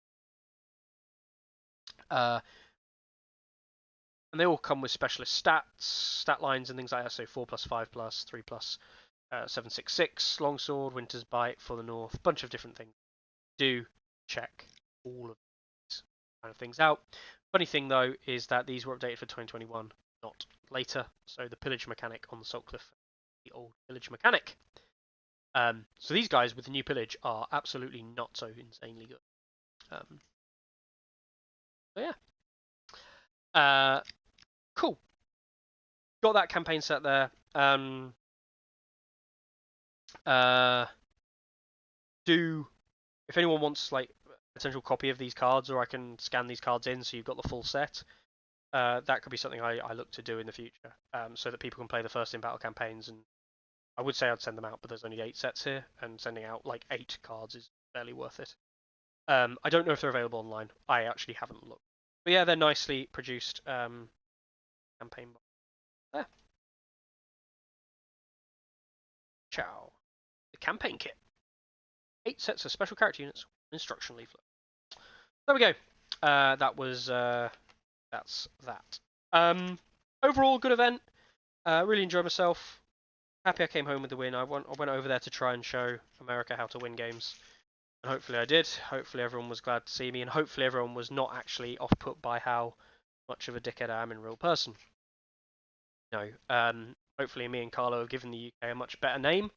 And specifically Stats a much better name than I think a lot of US people, and certainly Jim, Adam and the like, originally maybe thought that Stats was, some kind of hate kind of thing, but hopefully people see that it's not. Yeah, thanks a lot to Evan for obviously hosting myself again. Really appreciated that. Really enjoyed myself with Evan. Monday morning we went and fired some guns, and I realised that as a pathetic British man, that the scary end goes bang, and the bang is very scary. Not overly scary, but like, wow. Big kind of like, but overall, yeah, I really enjoyed the Monday as well, and got the flight back on the Monday, and didn't end up getting home until like Tuesday afternoon, just after my partner had gone out to work as well. Yeah, really enjoyable, really good time. Thank you very much to the KC guys as well for hosting. Stats wise, it was very interesting. So Targ doing quite well with the relatively limited number of entries that they had, 7% of the overall field, and they did decently. 15 wins out of 24 games played, not mirrors. 63% win rate, respectable. Not indicative of Targ's win rate and overall performance. Just goes to show that your kind of like your performance with a faction is based on your skill, more so than the faction per se. Starks had a very respectable 59% win rate as well, and neutrals up there at 56. Mark Rupp ran a freaking horrible list, which I'll quickly show you. I think he only ran it in one game actually, but he had a Roos with 1, 2, 3, 4 Golden Company Swordsmen and Varus. His other list with 3 Golden Company Swordsmen and a War Elephant. So yeah, he was trying to show that Golden Company Swordsmen are silly, and he did kind of show it.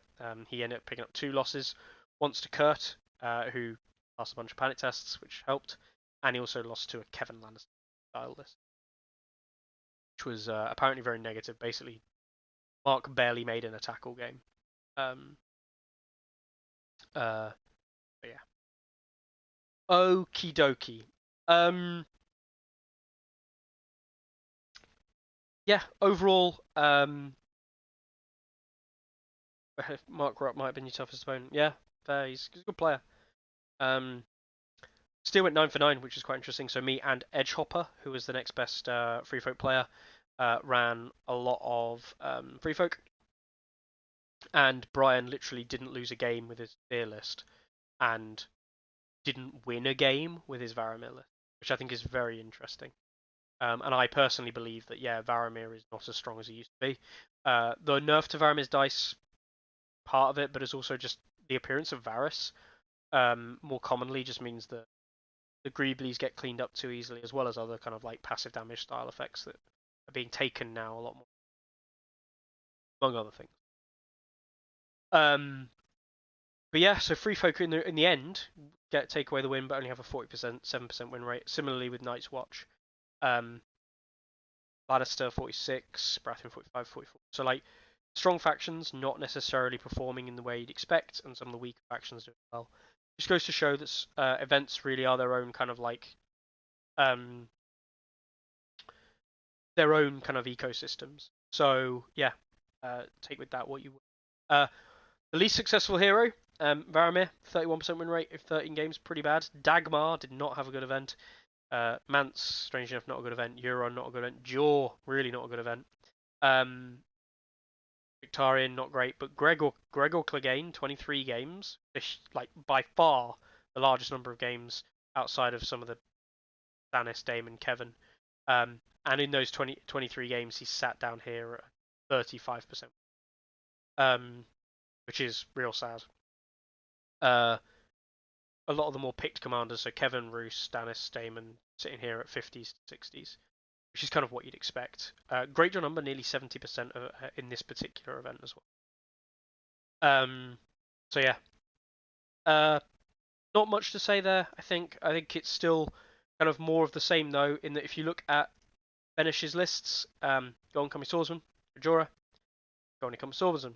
You look at Belisarius' lists, Kurt's list, Golden Company Swordsman. And that's the only list he ran. He didn't run this list at all, but it also has Golden Company Swordsman in it. But Endline. Look, it's Golden Company Swordsman with Tyrion. And oh look, it's Golden Company Swordsman. Let's look at Ariakas with Starks. Hooray! No Golden Company Swordsman. Oh look, Golden Company Swordsman with Greatjohn. Did he run? He ran Roderick, Greatjohn, Greatjohn, Greatjohn, Greatjohn, Greatjohn. So he ran one game with Roderick. There's no Great Company Swordsman. Look at Alex and Chrome Badger. Golden Company Crossbowman. Respectable. Golden Company Swordsman. Fair enough. Look at, who's this? Whatman. Whatman? No Golden Company Swordsman. Respectable. No Golden Company Swordsman. Respectable. Good man, Whatman. Whatman is the first player on this list in 7th place who hasn't got Golden Company Swordsman in his lists, and apart from the Free Folk player, who can't take them. Let's have a just double check the top 10. No, top 10's arbitrary fairly, but like let's just check the top 10. Vargo, Golden Company Swords. Hey, no Golden Company Swords in the second list. Did he run? He ran Gregor and Vargo. Oh, mostly Gregor to be fair. Evan ran them in his list, I believe. I think he ran them in... No, he didn't. He didn't run Golden Company Swords. Good man, Evan. Ethan did run them in his, so he's got that one there and that one there. So like all of the people down to 7th are all sat there with like a decent number of games with Golden Company Swordsman being played, and both of their lists, or one of their lists at least, having them included. Most of the top 10 have Golden Company Swordsman. Most of them are playing Golden Company Swordsman. Yeah, it's still a concern, even if I don't think Golden Company Swordsmen are actually that. Personally, I don't think they're that powerful or too strong. But they are too strong in terms of they are beating the other 7-point option slots typically. So yeah, overall, fairly good event, respectable national event. Would I go back and defend my title? I don't know. It's not that I don't want to come back to the US, and it's not that I don't want to defend it or anything like that, so much as like I don't know if I'm going to be able to make an international trip next year. And if I can't make an international trip, then the answer is no. I won't be coming to defend it. And also, again, I think this is like, costs involved, a lot of other things. Like the whole trip probably only cost about 1,200 when you equate for like costs and stuff of other things. Maybe it's a little bit more. But like, got to have that disposable income. And who's to say that I'll have that this time this year? That doesn't mean I will say no. Being very honest, I don't think I can. I do have my wedding and honeymoon next job as well. So April next year, I'm getting married. Which I do have to, this is my last thing before that, really. LGT being like my last thing before it. I've got a small team event. Well, I've got the team event in Darlington I'm hoping to attend, but that's literally on my doorstep. It will cost me like whatever the entry fee is, and that'll basically be it. Before now and that next year. Maybe. The simple truth is maybe. I'd like to go back to France, obviously, but I couldn't attend both France and the US this year. I'd like to go to Poland next year if they continue to have their big events, but I won't be able to go to Poland next year as well. Like, they're things I want to do, but they're not necessarily things I can afford to do, have the time to do. So, yeah, it's difficult. Would love to. We'll see. But hopefully, I mean, I went over to prove what I needed to prove, which was you need to kill things to win games, and kind of on the back of that as well, I think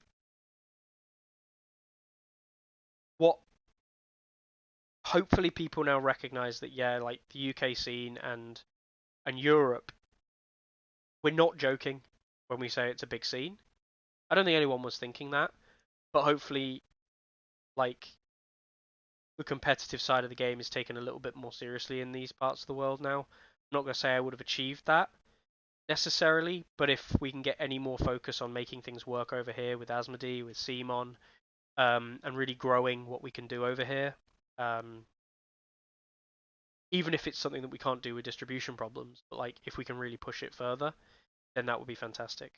That is something that I want to see. So yeah, that was that. Love to see me in Poland. Thank you, Zodicus. I'll see what I can do. I can't promise anything.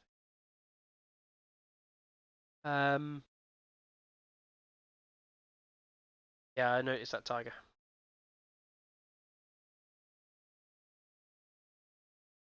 Ah. Okay, see you later, bud.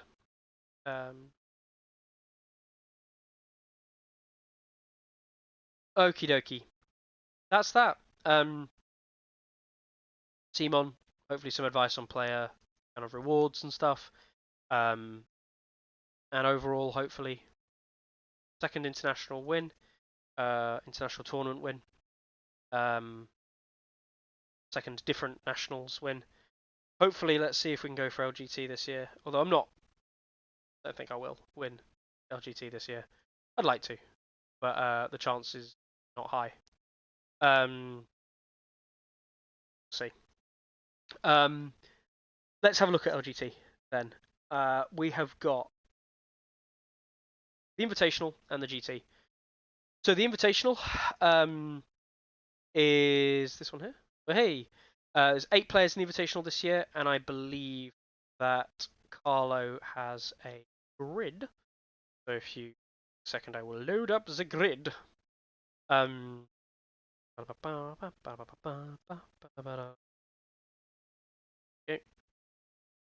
Yes. Yes. yeah, average stats rating was 1610, which is respectable. Here we go. So this is the grid for the Invitational. So it's myself versus Rossi in round 1. Space my teammate slash clubmate Dan against Call Me Sophie in round 1. Forest Pond versus Keijo over there. Battle of the Nordic area. Battle of Scandinavia. And Flixie or Yoren versus Mark. I've got an idea who will probably win each matchup. Yeah, looking to be a nice event. I'm really looking forward to this game. Forest Pond versus KJ round 1. I think that's going to be very interesting. Of all the matchups, that one is the one I'm kind of like, oh, that looks. I'd like to see that one play out. I think that's going to be close. Yeah, I look forward to the Invitational. I think it's going to be real cool. I'm 99% sure I know what everyone is playing. You know, probably people can probably guess what I'm playing. Rossi will almost certainly play Night's Watch. Space will almost certainly play Martell. Call Me Sophie, I think, has been playing Lannister. Forest Pond's Martell. Keijo's Lannister. Marky will watch Night's Watch, and Lixie will play Baratheon. Like, yeah, that is almost certainly going to be the case. So yeah, it's just working out like what lists do you want to bring into what kind of enemies and what kind of lists they're running, that kind of thing. So we'll see how that one plays out. The main event is going to be 60 players big in the end, so one more player than US Nationals. Yes, suck it, US Nationals. Haha, we beat you by 1, assuming. Can I guess what you're playing, Mark? Nice watch. Yeah, so this is the main event here. I'm not playing Stark and Double Dario, although I'm. Who do I think is going to do well? I think Keijo could potentially do quite well. I don't know if he'll win it. It's good to see Steven back in. Psycho. I think who else might be in running for it. Ikbenberg. He did actually. Ikbenberg. I can't pronounce. Couldn't pronounce his name last year. He did quite well. He might actually be in with a shout of doing quite well. Nige obviously going to win it. Obviously. Nige isn't going to. I want to see how good Call Me Sophia is. He's got a good ranking. I want to see how good a player he is. Might be a good shout. Forest Pond might be in for a shout. I don't know. See how he plays. What else we got?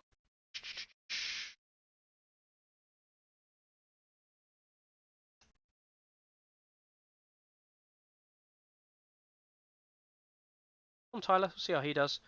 He's in with it. He's always a dark horse. Benin. I am a mountain. Sophia is she. Yeah, of course. Yeah, sorry. Up.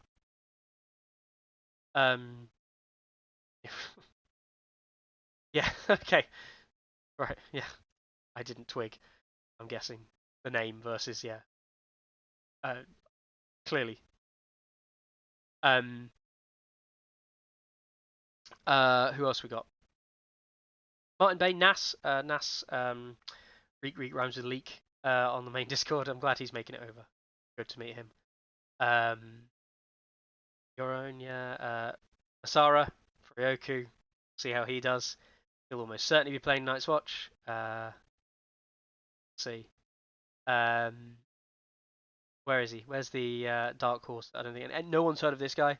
I think this guy's going to go and try and win the event.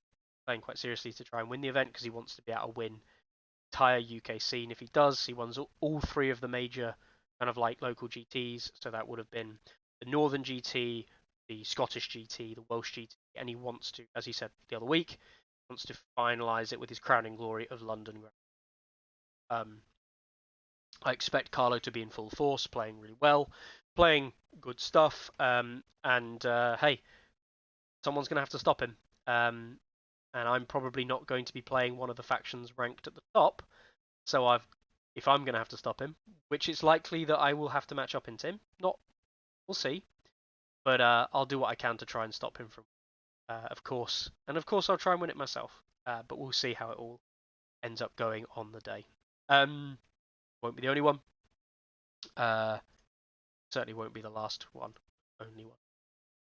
So yeah, looking forward to that. It's gonna be good. Going down. Got 2 days off this week and a day off next week to cover and get down and things like that. And yeah, I'm looking forward to it. It was a great event last year. I'm hoping it's really good this year. It's going to be under clocks for the top tables, which is going to be interesting. See how that all kind of pans out. Yeah, I'm really looking forward to it. Really hyped overall, and looking forward to things as they turn out. So, I think we'll call it there for today. I haven't got any cool, awesome other painted stuff to show you or anything else to show you today, but I have got something else actually. I did lie. I picked up a Bolton starter set in the US for Keijo. Bought this off me, and I've already gone through this and showed people sculpts in here. But I think this is probably the first Bolton set, certainly one of the first Bolton set we've had in the UK. I've already opened this up. He already knows I've opened it up and had a look through. But yeah, Boltons with some various different stuff. I'm not going to take everything out here, but I've also got the Heroes one in there as well, so let's get him out. Steel Shanks Walton. Okay.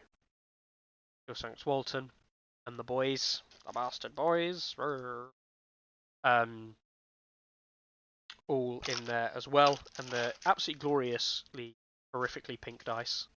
I actually really like saying the art on the 6 is really nice for the dice. This artwork on the 6s and all of that. So that's all going to be going there too. So it's all going to come with me to the LGT and will be awarded to Keijo because he bought them. I just brought them over with me. Bolton. Bone ruler. All right. So that's that. That's all. Dope. We're also going to be looking forward to it. You're going to be playing, and I'll be filming the Invitational and the GT. That's awesome, Tice. Really appreciate you coming over. Yeah, no, really, I'm really excited, obviously, for the LGT. I always am. Let's hope this one is as good as they have been, and that we have a great time. And the last thing I'll end up with is we introduced a new person to the game last Friday, and they're hooked and they're playing Baratheon. So we've got a new guy in our group, potentially, in the future as well. Thanks a lot, Data. It was nice to meet you, of course, as well, bud. And yeah, you did. Great hospitality. I had a great time, and thanks again. So yeah. Pleasure as always, guys. I'll probably be on next Monday to talk, kind of debrief from the LGT, what happens after that. There's another TTS team event being started up by Gamma, so if you're interested in playing a TTS team event, go check that out on the TTS boards. Don't know, ask in the comment section down below, and I'm sure someone will post a link to the Discord. Go to there.